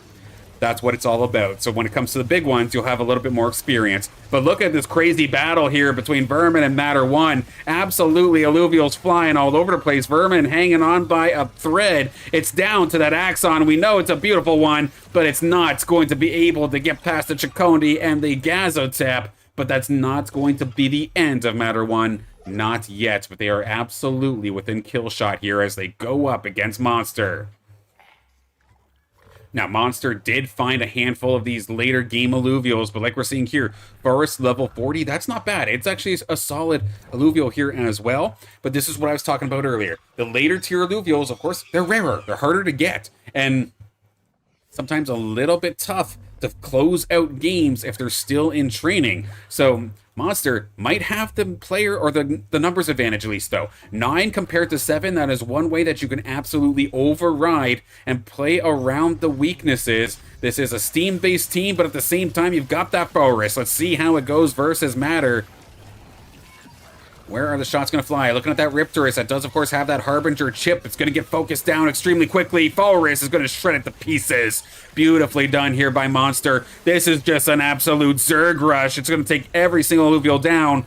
Unfortunately, there are tons of strong Illuvials here for Matter, but they got absolutely swarmed. We will see them out of here in 6th place. A valiant effort as always. We are going to see Bon Daddy Ratty's 90 TPI team here for Vermin going to fall in 5th place. So GG's to the both of you as always. I hope you had fun regardless of where you ended up finished. And now we have our runner-up from last week's Lynx League, Blazin, going up against Monster. Similar scenario, but this is it's a bit of a tankier team, but it's also got a lot of damage too. I don't even know what the hell to call what Blazin's got cooking right now. I'm just going to call it Rogue, because there is a lot of them alongside these tanks. Can they find the sweet spot to get in there? That Carablu got absolutely shredded, but here comes the Verdant procced onto that Goliath. They shredded anyway. It did not get the maximum utilization out of that Verdant, but here comes the Infernal Skyfall. It blew up the corner for Monster. This is a very close battle, but I think that maybe there is a way for Blazin to squeak on in here, but they have to deal with that Forest. It's there. Ramp fight, it's all on you. 4-on-1. Can you get one more? You need a money of an Infernal Skyfall, but it's not going to happen. They took out 2, but that's going to be it. Blazin down to 5, but not out just yet. That's twice here in this game that we nearly saw a clutch up from a ramp fight, but so close. And Kirito, thank you for the kind words. Absolutely. Thank you. GG's Ratty.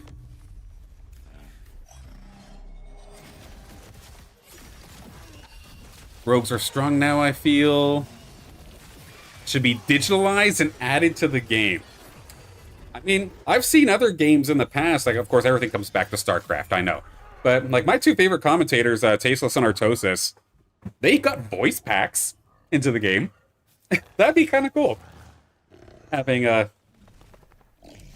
some voice lines as like an announcer sort of things into the game. But again, Illuvium doesn't owe me anything. But I'm thankful that you think highly enough of me that would think that would be an option. That's awesome. Alright, Illuvium Hunter still leading this lobby as of this moment. Blazin could be potentially knocked out of this lobby if they're not careful. They have a lot of credits left, actually. 51. So they are banking on being able to survive this. But this is a scary team coming out here from Illuvium Hunter. Again, you got that Jotun coming on through. The Infernal Skyfall there, that first one's not going to really hit that well, unfortunately, here for Blazin. But the rest of the Illuvials seem to be cleaning up. Again, it's that bear. It's all down to the Jotun, I think, to clean this up. Because right now, this looks really good for Blazin. The Rip Lance is going to proc that untargetability from the Phase Breaker, but again, the Jotun's still there. Lalura just disgustingly distracted everybody for so long, and with credits still in the bank, unfortunately, here for Blazin, they will fall out in 4th place. So, as always, a valiant effort. GG's Blazin. which means we have our top 3. Illuvium Hunter, very consistent here in the Illuvium Arena House League. Would not be their first win if they got it here right now. Monster, I believe they've won before. They have.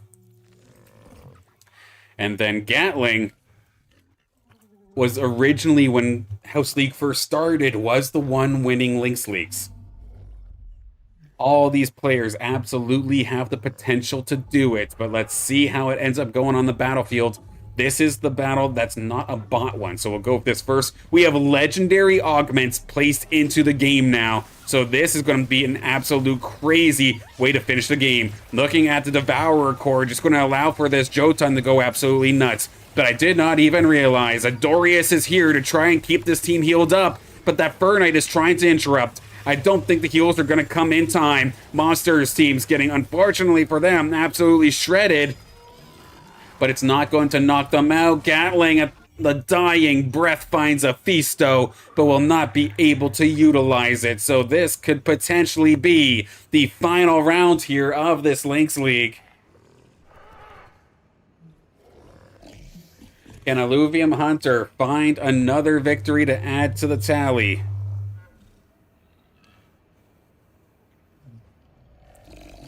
So they've got many, many podiums, and they have at least 3 wins in Lynx League. Looking for number 4.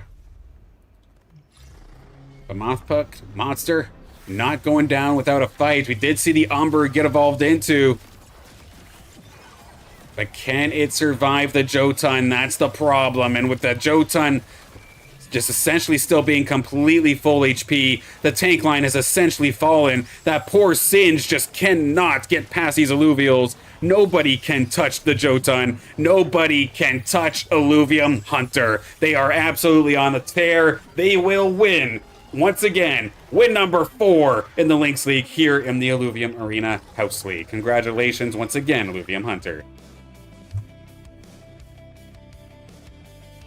GG's. 10 more seconds per round would be nice. I feel you there, Blaze. And sometimes those situations do definitely happen. Full results for our Lynx League. Illuvium Hunter, once again, their tried and true fighter style coming on through. Monster got a fantastic start and was able to ride that all the way to a solid second place finish. Gatling, unfortunately, got the big guns right as they went down, but still an awesome team, and heck, adding on the shock chip, that was a nice little touch. I like that. Blazin, I don't see them go for Rogue very often, but going to get all the way up to 4th with it. Valiant effort as always, alongside the rest of our players here into this one. Vermin, Bondaddy Ratty. Love the Axodon showing up, just unfortunately did not quite get enough time to get the big mammoth for some super Harbinger action.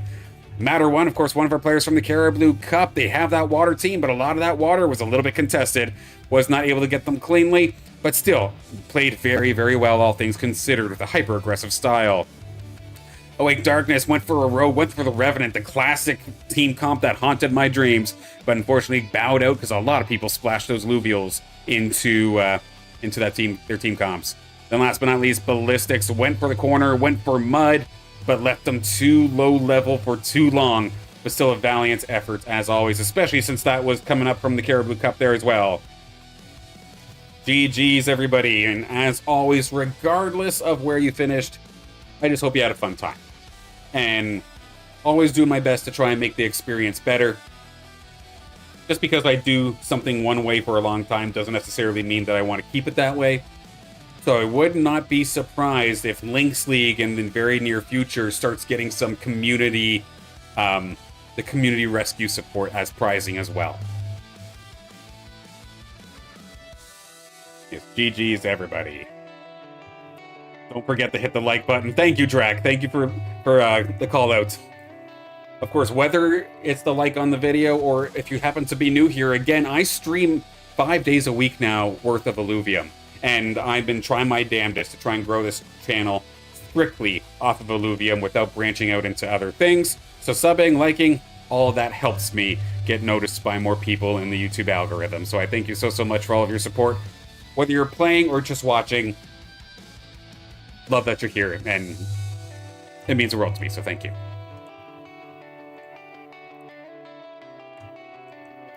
All right, are we ready for the main event of the evening?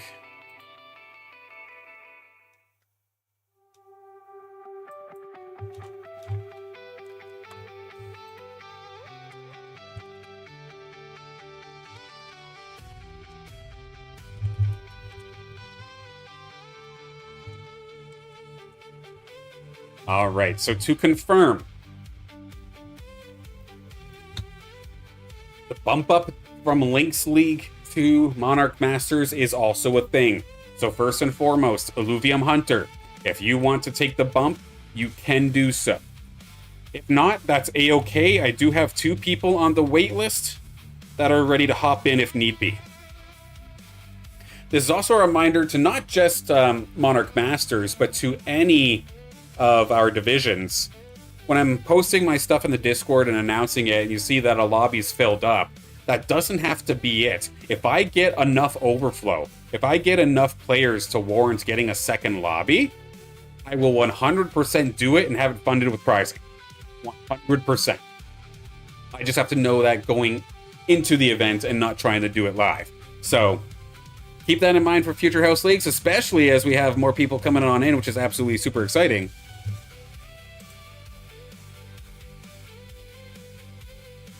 All right. So with that, Illuvium Hunter, the offer goes to you first in regards to the bump up.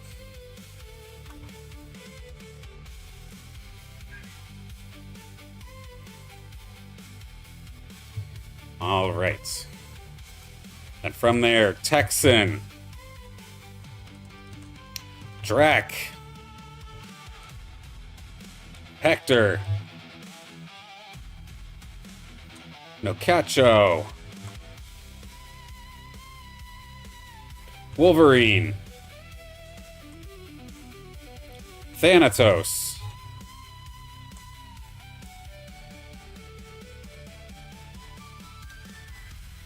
Kirito. As I say, I only counted 7. Come on now, don't you dare forget the winner of last week. Alright, lobby code is in the Discord.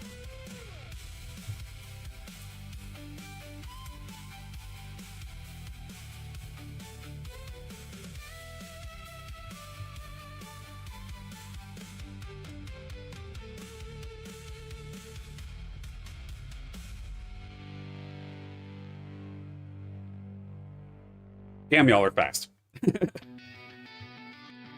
All right.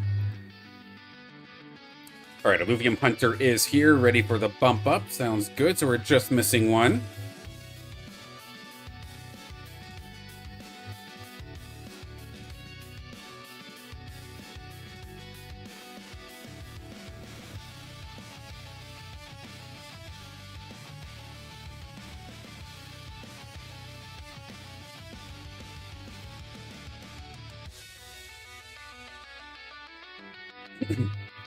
Excuse me. I think we're just missing Hector right now, so I will give Hector 5 minutes. I know they were close, so I imagine they'll be right around the corner. Hopefully it's not a case of them being stuck in a game while this is going on. It doesn't look like it, so we're okay. There's Hector, they're here. All right. With everybody in the lobby, I will be starting this thing right here, right now. Good luck, have fun, everybody. Regardless of where you finish, please have a fantastic time. May the RNG be in your favor. And of course, again, as this is loading up, a reminder that this is not the only competitive match happening this week, because tomorrow, 3 p.m., we do have the Ratty Data Tournament Finals happening. Best of 3 action with the top 8 players that have been grinding all month long into getting in enough points through the ranked mode to get in, again, to the top 8, get themselves some prizes in the form of Illuvials alongside some Illuvitars, I do believe. So going to be a fun one. Make sure you are subbed so you can join us again tomorrow for that one. It'll be fun. All right.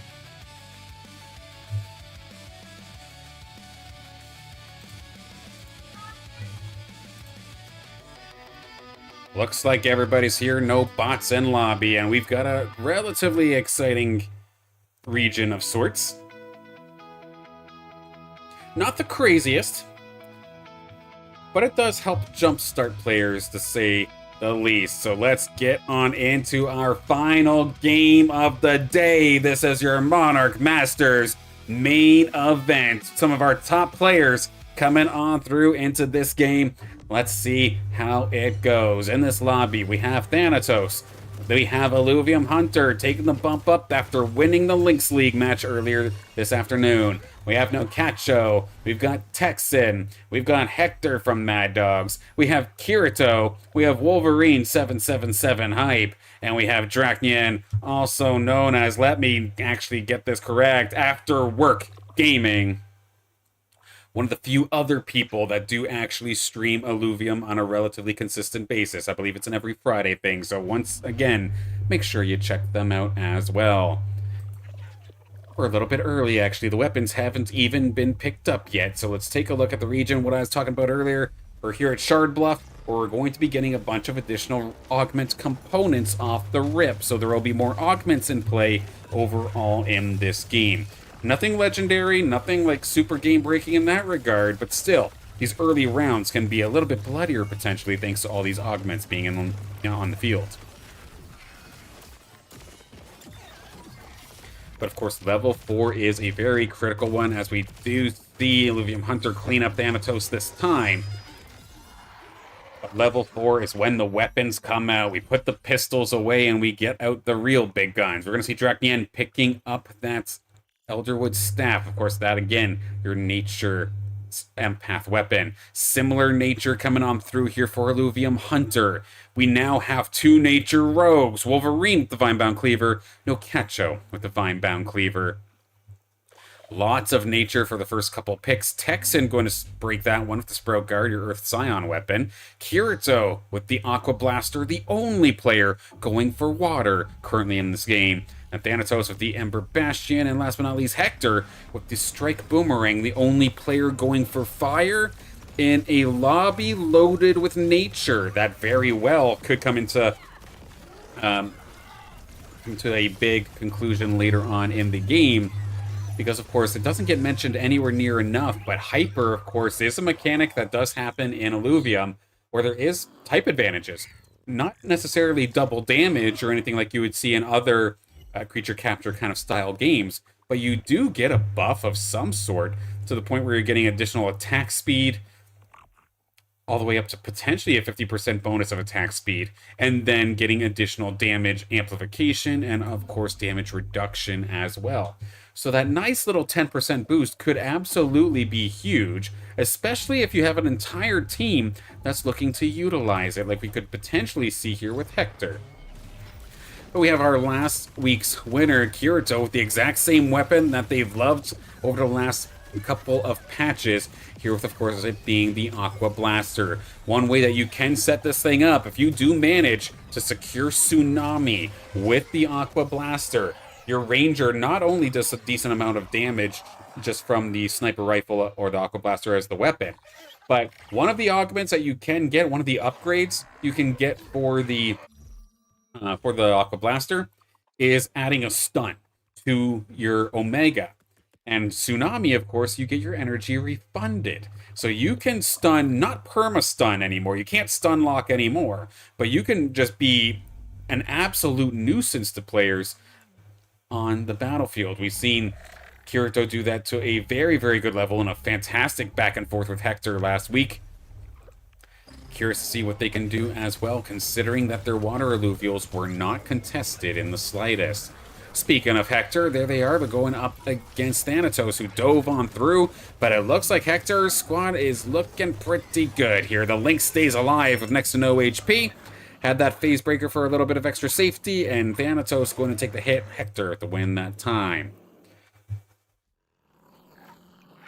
One of the other changes, and we haven't really had the opportunity to really showcase it, that did happen in our latest patch that happened on Monday, was the fact that Lynxes got a little bit of a change, specifically the empath ones, as well as the final stage evolution of Lynx, depending on the element. Every time a Lynx when it's fully evolved, every time it uses its Omega, it gets a boost of some sort. So fire gets additional attack damage on every single cast. Water, additional mana regen, or mana regen, which game am I talking about here? Energy regen on every single cast. So it very well could come through, because we do see a couple people actually evolving their Lynxes. I do want to look over with the Illuvium Hunter as they go up against Nocacho. So it would be a fighter nature, so that's going to be the Relentless Flora Lynx that could potentially come on through. So not only is it going to be a fighter that does some pretty decent damage, but nature units get additional health regen, and a pretty significant amount, I believe, as well. It's like 5 additional health per second. So that, on top of what is already a nature-based team, could be a very fantastic team to go for. So we might actually see a fully evolved Lynx. I think we saw one in the Carablu Cup, but we haven't seen a fully evolved Lynx, I think, done with intent for a little while here, as we see Nocacho up against Illuvium Hunter. Illuvium Hunter punching maybe a little bit above their weight class, but it's a pretty solid battle. The Fury down in the corner is being completely safe with that Ranger right next to it. But actually, even the Relentless Lynx, this isn't even fully evolved yet, and it's just holding its own rather nicely, this beautiful level 40 Relentless Lynx. Now, we rode along with Thanatos for a little while, but how about we go over to Drac, as this is going to be position 1 and 2 in this lobby as it stands right now. Drac with about 58 credits, Texan with 60, so both very, very well off in terms of credits. Hector's the only one in the 70s as of right now. Thanatos is close, though. But what are both these teams building, or both these players building? With Drac, I think I kind of know where this is going, because we see this on stream over and over and over again for good use. It's a very well-rehearsed team, but not a lot of evolutions right now. It's like a Wildfire Aegis trying to buff the Fury. But Texan with a bit of an Enchanter build to start things off here, with the Cuckaloos being a little bit of a nuisance. It's kind of stuck in the backline right now, but it at least gets that cast off. And one misconception that I think a lot of people don't realize here at the Cuckaloos is that its Omega does not actually require the Cuckaloos to be directly next to the opponent. It always goes after the closest opponent, but if that closest opponent is halfway across the field, it does not matter. The Cuckaloos can still help. So a nice little win there for Texan, utilizing that Cuckaloos as a bit of a quarterback, so to speak, to help direct and lead the charge.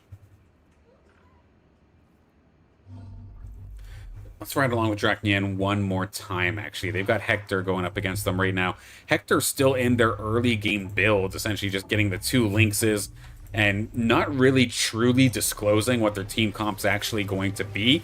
We can kind of guess at least a little bit. Seeing the ace come into play here does suggest that this is going to be Inferno Arcanite, which again, since nobody is actually going for any sort of fire Illuvials or a fire-based team, it can be done, but just because somebody's not going for a fire-based team does not mean that the big carry, of course the Fury, or the Scoriox, won't be contested. Like we see here with Dracnian, they are going to barely be able to hang on. That Ranger surviving just barely with that shield, while also keeping the Fury alive.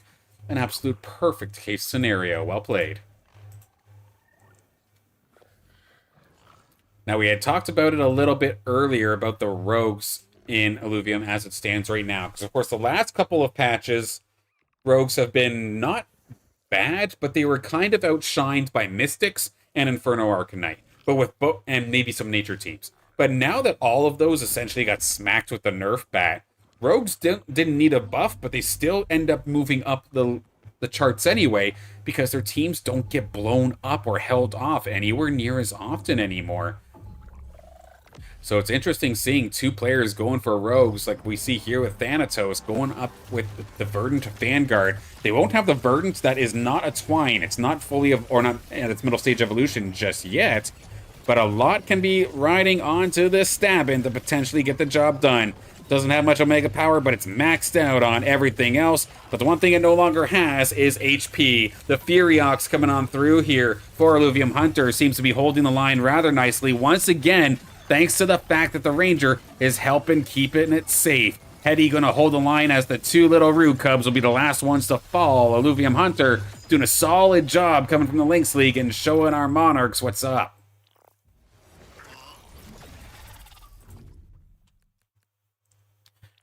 This is, again, this is the part that worries me here for Hector, because yeah, they're going for Inferno Arcanite.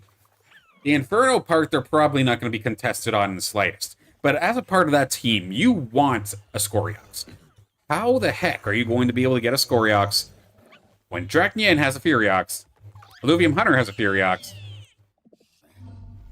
and we know those are like the core carries of their teams? That is going to be a very tough task to actually pull off here. And it looks like Hector is rolling like mad here, but not even the ace, the Arctis isn't even here yet. RNG does not seem to be on Hector's side, at least off the start. They have one ace on the bench, but they at least need one more to get that mid-game spike where you actually get that Inferno online. Let's see what they can do as they're going up against Nocacha, who is also, or is the other rogue player. They have the Verdant online, but they don't have the Vanguard. Stabin or Malura are both not available right now, so they're falling a little bit behind on that regard, to the point where they actually have to let Crunk come in to try and hold things off, which, I mean, if I'm going to trust my life onto a Crunk, I'm trusting it on this one. Level 16, maxed out on everything. Straight up gorgeous. How in the world is there a world here where Hector is going to find a Jotun before an Arctis? That would be absolutely incredibly rare. Another thing that's also a little bit incredibly rare, even though we've seen it in the past 2 games, is of course composite chips. I see that Inferno Polar Bear on the field, which means everybody else probably has chips as well. But again, this is a little bit rough spot. The Polar Bear goes untargetable. Good little Pyro Fields coming out from the ace. Can the chip away damage from the Inferno be enough? It will not be. There's so many low health bars, but unfortunately here for Hector, just the missing Arctis is just an absolute thorn in the side. And we do see Wolverine also getting involved in the rogue action as well. God, I feel like I'm having flashbacks seeing all these Verdant Cleavers on my screen. But with that, in theory, there could be some sort of opening for someone else to capitalize and truly shut these rogues down. Let's take a look here with Hector one more time. Is the Arctis going to elude still? Okay, now we're just going to start getting pterodactyls. Why don't we? Level 7, trying to actually get a tier 5 unit is like a 12% chance. Trying to get a tier 3 unit is like a 30-some-odd% chance. Yet all of a sudden, now rampies are starting to show up in droves. Good little start here, I believe, for Hector. Can the Polar Bear get onto that Lynx? That Lynx has a rogue chip onto it. And now the Arctis actually coming on through for Wolverine. It's just going to be the stab in a heart, so to speak, here for Hector. While they might have been the only one going for Inferno Arcanite, it's just so unfortunate that both the Furiox, of course, is contested, and it looks like even Arctises are being picked up a little bit. Wolverine, of course, picked up one, and it does look like Kirito also potentially making the swing towards fire. They've gotten rid of the Aqua Blaster to potentially go for this Lava Gauntlet, but it's not for the sake of water, or not for the sake of water, not for the sake of fire, I don't think. So what I think Kirito's cooking is actually some sort of support for Steam. Let the Rake go nuts. Because right now, this is going to be, you've got the Scion and the Rogue, so that's going to be Phantom. Phantom's not going to be online just yet, but if you manage to get Ramp Fight, or manage to somehow get Monarch, even though it is a little bit contested. Of course, one of the changes in the patch just recently was that Phantoms, on their very first attack, get a massive influx of energy, so they can use their Omegas much, much faster. And we're seeing how this is going here up against Drac. It's a very close scenario. We need those Wraith Strikes to hit its mark, but the Furiox holds strong, and the Archos is here for support. So Drac is going to withstand the onslaught from Kirito, our winner from last week, getting knocked into the 20s. And Hector, what battle? Oh, 100%. This was easily some of the most brutal luck I have seen in a little while. The fact that Jotun has arrived before Arctis is incredibly unlucky. I mean, the Jotun is still available, but will it be able to hold the line? We do see the level 7 for Hector, level 8 for Kirito, so one more Illuvial on the board compared to the rest of the field. I mean, 5 fighters, but one away from potentially having the 6 fire buff, but it's not going to be in the cards, at least not this time. Let's see, could this potentially be the end of Hector? It's going to be very close, but that Jotun again, Hector's Jotun is a beautiful one in terms of stats. It's level 43. Can it actually get itself healed up? But it's getting attacked on all fronts. It will end up going down. Hector down to 1 HP, but not done just yet. Another player as well that's been hit pretty considerably is going to be No Cacho. They are one of the 3 players that did go for Rogue here in this game. And now they are down to 6 HP. Let's take a look and see what they were doing. They have credits still. So they've at least got that going for them. The Verdant chip online as well. We've seen some pretty decent utilization of this on a Goliath before in the Lynx League battle. It doesn't mean that the Crunk can't pull it off. In fact, that's probably still a fantastic choice. The Vanguards are online, but it's a very interesting build here for No Cacho. As much of it is Rogue, it's also a lot of Bulwarks. You almost have 5. So an interesting mixture of offense and defense coming on through. And oh, finally! Where have you been, my dear Moth? Finally, the Arctase is going to show up here for Hector. Right at the perfect time as they're going up against Illuvium Hunter, but is it too little too late? This does now allow for 3 Inferno, so there's going to be plenty of damage ticking over time. But is that going to be enough to actually hold strong? I'm trying to figure out which match I think is going to go quickest. I'm having a hard time determining, but I think we'll ride along here with No Cacho. I feel like I haven't necessarily got too many other matches on stream this time, so let's make sure we at least get this one. This has now turned into 6 Bulwark with Rogues. Unconventional, but I like it. Meanwhile, on the other side here for Kirito, we do see 3 Phantom online with Steam and 6 Fire. So this is a very deadly, high DPS team. Big shot coming from the Sinolf directly into the Axon. Going to trim it down. They just have to get rid of that Crunk that's in their face. But the Rake and the Ramp Fight are doing very well at the same time. We will see No Cacho get knocked out of here. But how about Hector? Do they hang on by a thread? It is a very close battle, it looks like. But the Fur Knights, the Furiox will both stand tall. And because Hector lived a little bit longer, they will actually get the 7th place over No Cacho. So again, GG's to both of yous, regardless of where you finish. I hope you had fun, even though the RNG might have not necessarily been on your side here today.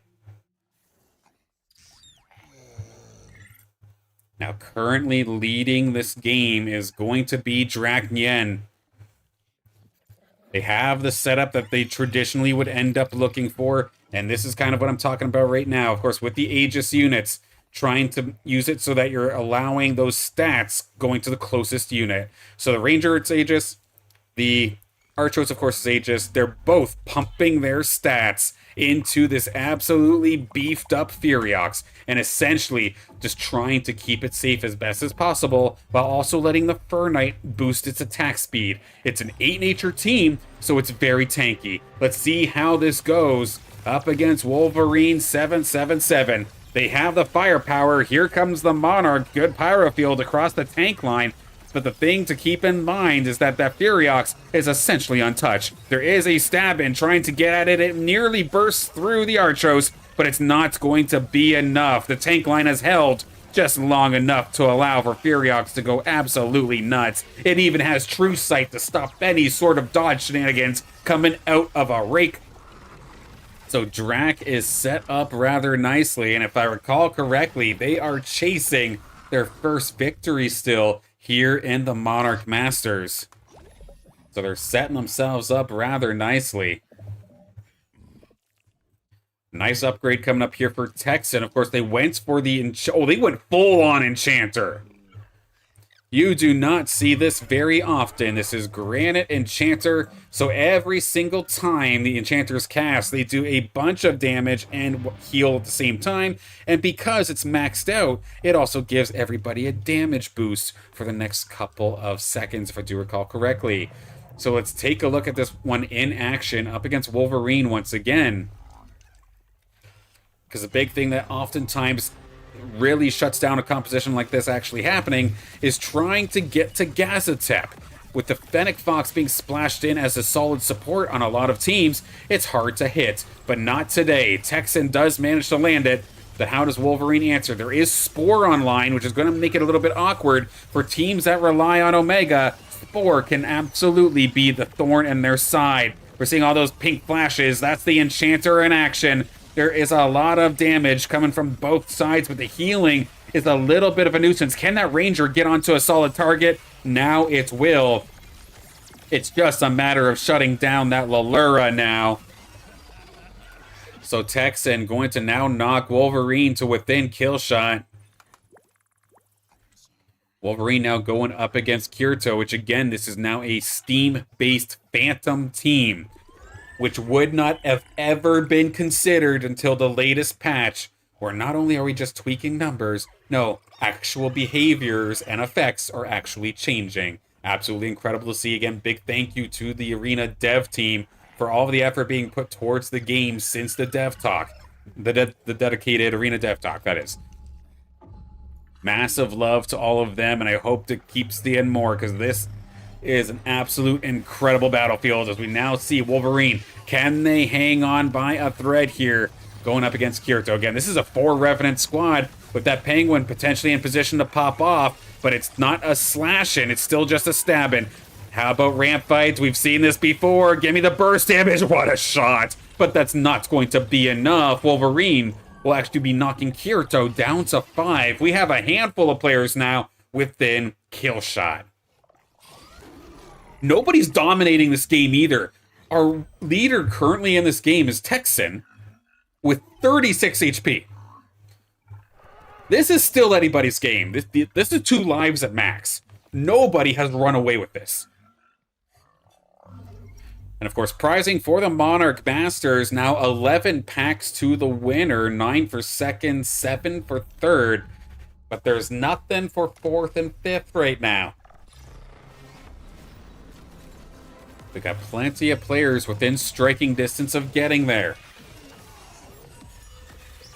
Thanatos with a fantastic upgrade. They did find the slash-in, so that Revenant chipped slash-in coming on through. It looks like Kirito, who are they going up against? They're going up against the bot of Thanatos. So Thanatos, if things go their way, could find a double kill. Whether they realize it or not, we'll have to see how it goes. Again, this Revenant chip now allowing, with especially 7 rogues, allowing for shields and energy damage. It's just so hard to kill these Illuvials when those Revenants are here.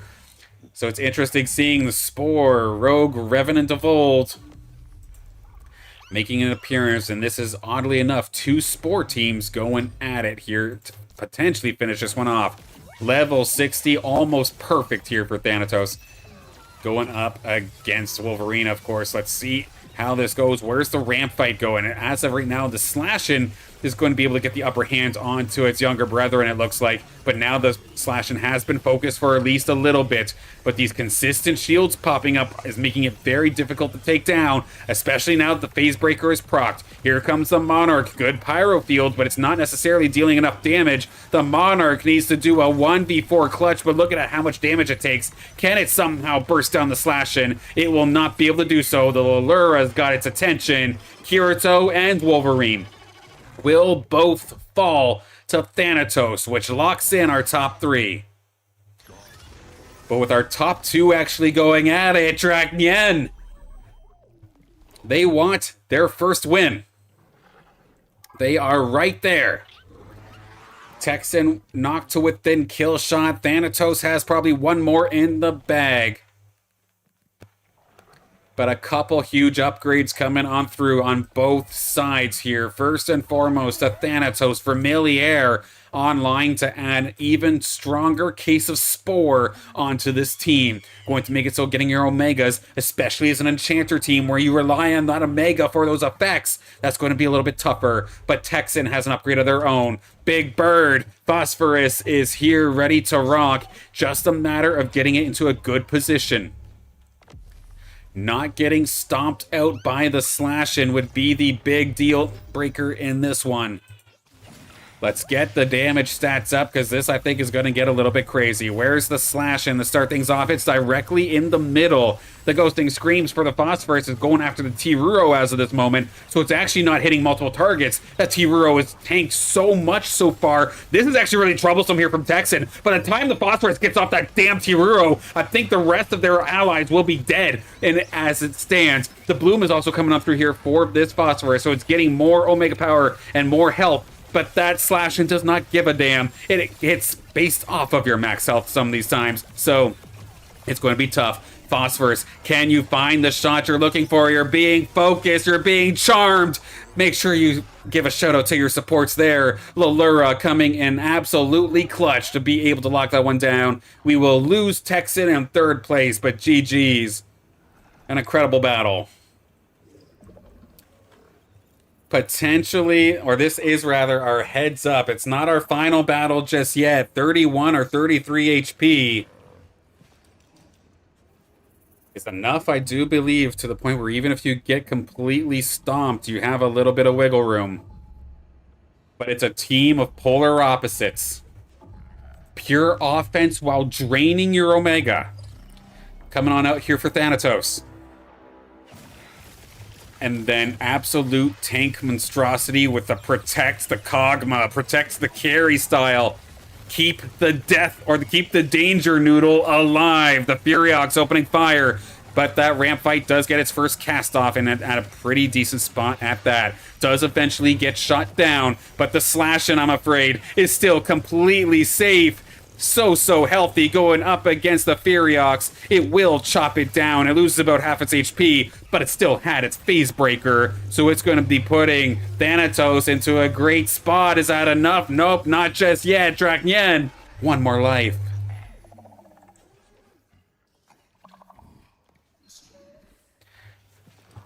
One final potential hurrah here for Drak to pull it off. And I mean, getting the Blastonite online is a fantastic way to get there. Some additional support while also now getting Wildfire online to maybe get some consistent damage at whittling away these damn Revenant shields coming on through here from Thanatos.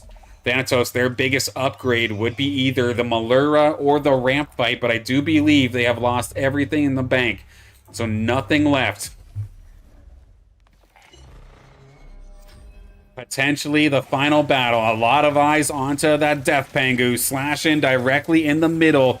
Just makes absolute mincemeat out of the tankiness coming out here from Draknyen. Ramp fight got a pretty good cast off. It's going to get into a position where it can do it again. How can you just determine which threat to go for when everything on the team is a threat? Rogues. It looks like the Rogues of old coming on through. And it's perfectly piloted here by Thanatos. Congratulations, Thanatos, on your victory. GG's. Incredible victory here for Thanatos. Was that their first one? I wonder. I'm quickly taking a peek. No, they have gotten a Monarch Masters win before. They're going to barely shut down Drak from potentially getting their first. The Rogue Revenant of old coming on through with the chip. Yep, that's going to haunt me later on tonight. That's 100% sure. Thanatos reminding us that Rogues can be back on top. Draknyen with their tried and true build came close, but with so many people going for Furiox and so many ways to chop down big tanks, they were not able to hold on at the very end, but still a very good run. Texan, first time I've seen somebody go for 4 Enchanter in a very long time. It's very cool, but they're going to get all the way up to third. Wolverine going for the Rogues as well, but again, it was very contested. Tough to do. The Monarch was cool, but not enough to get it done, but still fourth solid. Kirito forced to pivot away from water to go for steam. All things considered, 5th is still pretty solid. Illuvium Hunter from the Lynx League getting all the way up into the 6th place spot as well, with a nice Aegis-based team similar to Draxad, actually. GG's there. Of course, GG's to Nokacho and to Hector as well. Both of them just had absolutely brutal RNG, not help them in the slightest. But was a fun time nonetheless, as always. I hope that everybody had fun no matter where they finished. Oh, what a day. That was awesome.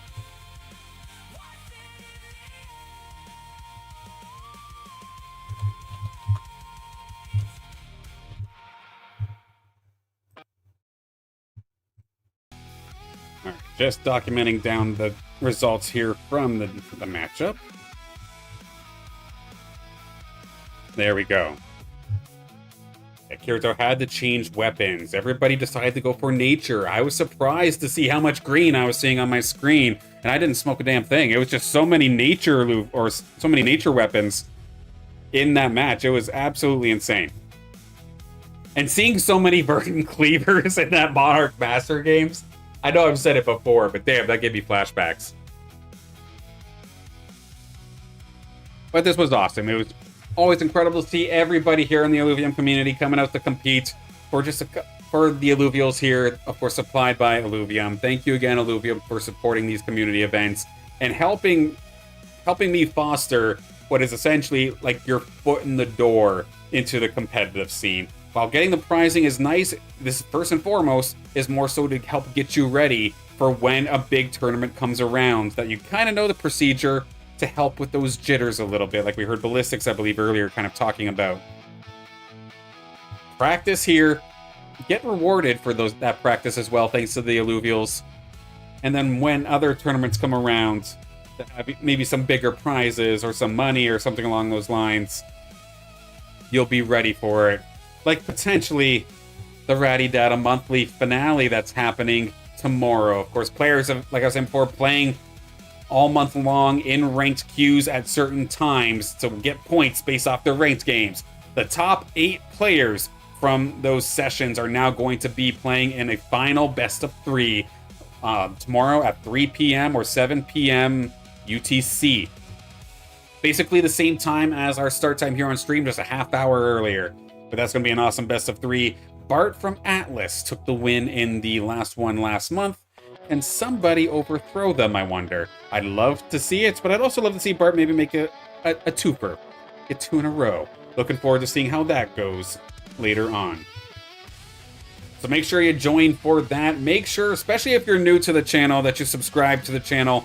And of course, drop a like on the video, because again, I am trying my damnedest to build this channel strictly off of Illuvium.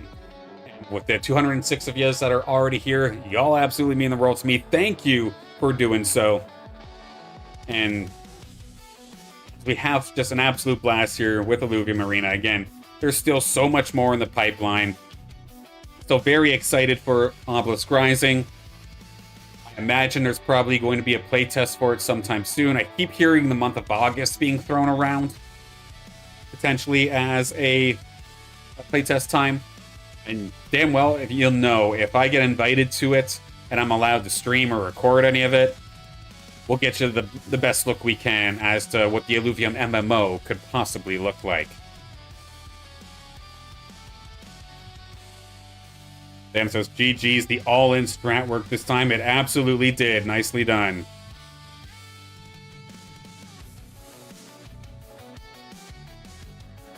Ex-Billionaire, good to see you. The community rescue still safe. I could actually touch on that as I was about to just talk about the prizing here as well. Of course, with the prizes here for House League, all of the packs get opened next Wednesday at the very end of the This Week in Illuvium stream. And then Thursday morning, I ship all the Illuvials out. And then that also will happen with the community rescue. One of my missions that I currently have going on here is the Silence House Community Rescue, where basically this has 2 factors. First off, when I was saying before how at least everybody in Carablu Cup gets at least 1 Illuvial, this is where it's coming from. This is from either my account or from the community that were making donations into our little mini rescue, our mini oasis of sorts here for Illuvials. And if I have 3 or more, any of these Illuvials could potentially be sent your way. What I end up doing, I look into your account and see which Illuvial you're missing or which Illuvials you're missing, and then depending on how you finished, will depend on determine how many Illuvials I send you. But there is also a secondary goal to this, because I personally, like we see in many creature capture games, would love breeding to be a part of the game one day, and in particular, I'd love to see it be a part of Illuvium 0. But regardless of which game it happens to be on, I want to have 2 parents. So I want to make sure that I have 2 Illuvials, of each, or 2 of the same Illuvials for every single species, just in case people go crazy with Deathmatch one day and kill off basically the entire supply of a certain Illuvial. I want to make sure that somebody starting Illuvium in 2027 or 2028 can still have access potentially to the same Illuvials that we have now. Never letting them go extinct. They might be endangered, but we can keep the species alive. So that is the goal of the community rescue. The big things that I'm missing currently is Geyser, Adorius, Phosphorus, which again, these are a lot of rare Illuvials, so that's fair enough. And then oddly enough, a Greater Fire Valente for some reason. I don't know where the heck they all went, but been missing out on those over the last little bit. So again, for this community rescue Carablu Cup, you will be getting some Illuvials Thursday as well, after I ship the Illuvium packs from Deathmatch. Yeah, in terms of it being safe, it's still very safe. There's just a few things that we're missing. And if I were going strictly off the goal of being able to breed every single species, we're pretty much there. And then I'd argue if it's a situation where, like, say if I wanted to keep the elk line alive, if an Ador and an Ador can be enough, then that's perfect. If it's restricted to only Adorius, though, then I don't know. And that's why I'm trying to get at least 2 of everything so that all bases are covered. But damn, that was a hell of a lot of fun. A good week overall with Illuvium and with all of you guys. So, of course, we'll be closing things down here in just a moment's time. One more big thank you to everybody for participating, or even if you're just watching, I'm just happy you're here. And I look forward to more tomorrow again with the Ratty Data tournament. Then I'll have Sunday off, but then Monday we will be back one way or another. The topics are still being determined, but we'll be around streaming some Illuvium no matter what. But we'll wrap things up here. I jumped the gun a little bit there. We'll wrap things up here. So again, whether it be in the deathmatch pit or in the Illuvium Arena itself, good luck with your matches. Good luck with your training, Ranger. And I look forward to seeing you tomorrow for the Ratty Data finale. Take care, everybody.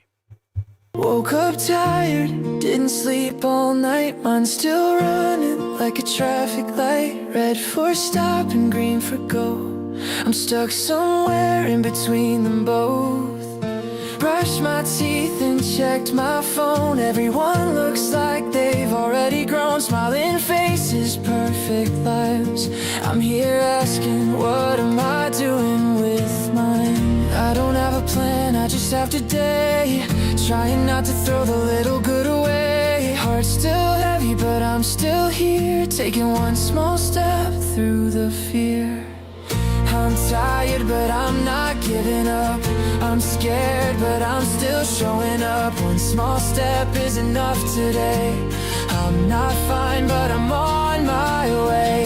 I'm tired, but I'm not giving up. I'm scared, but I'm still showing up. One small step is enough today. I'm not fine, but I'm on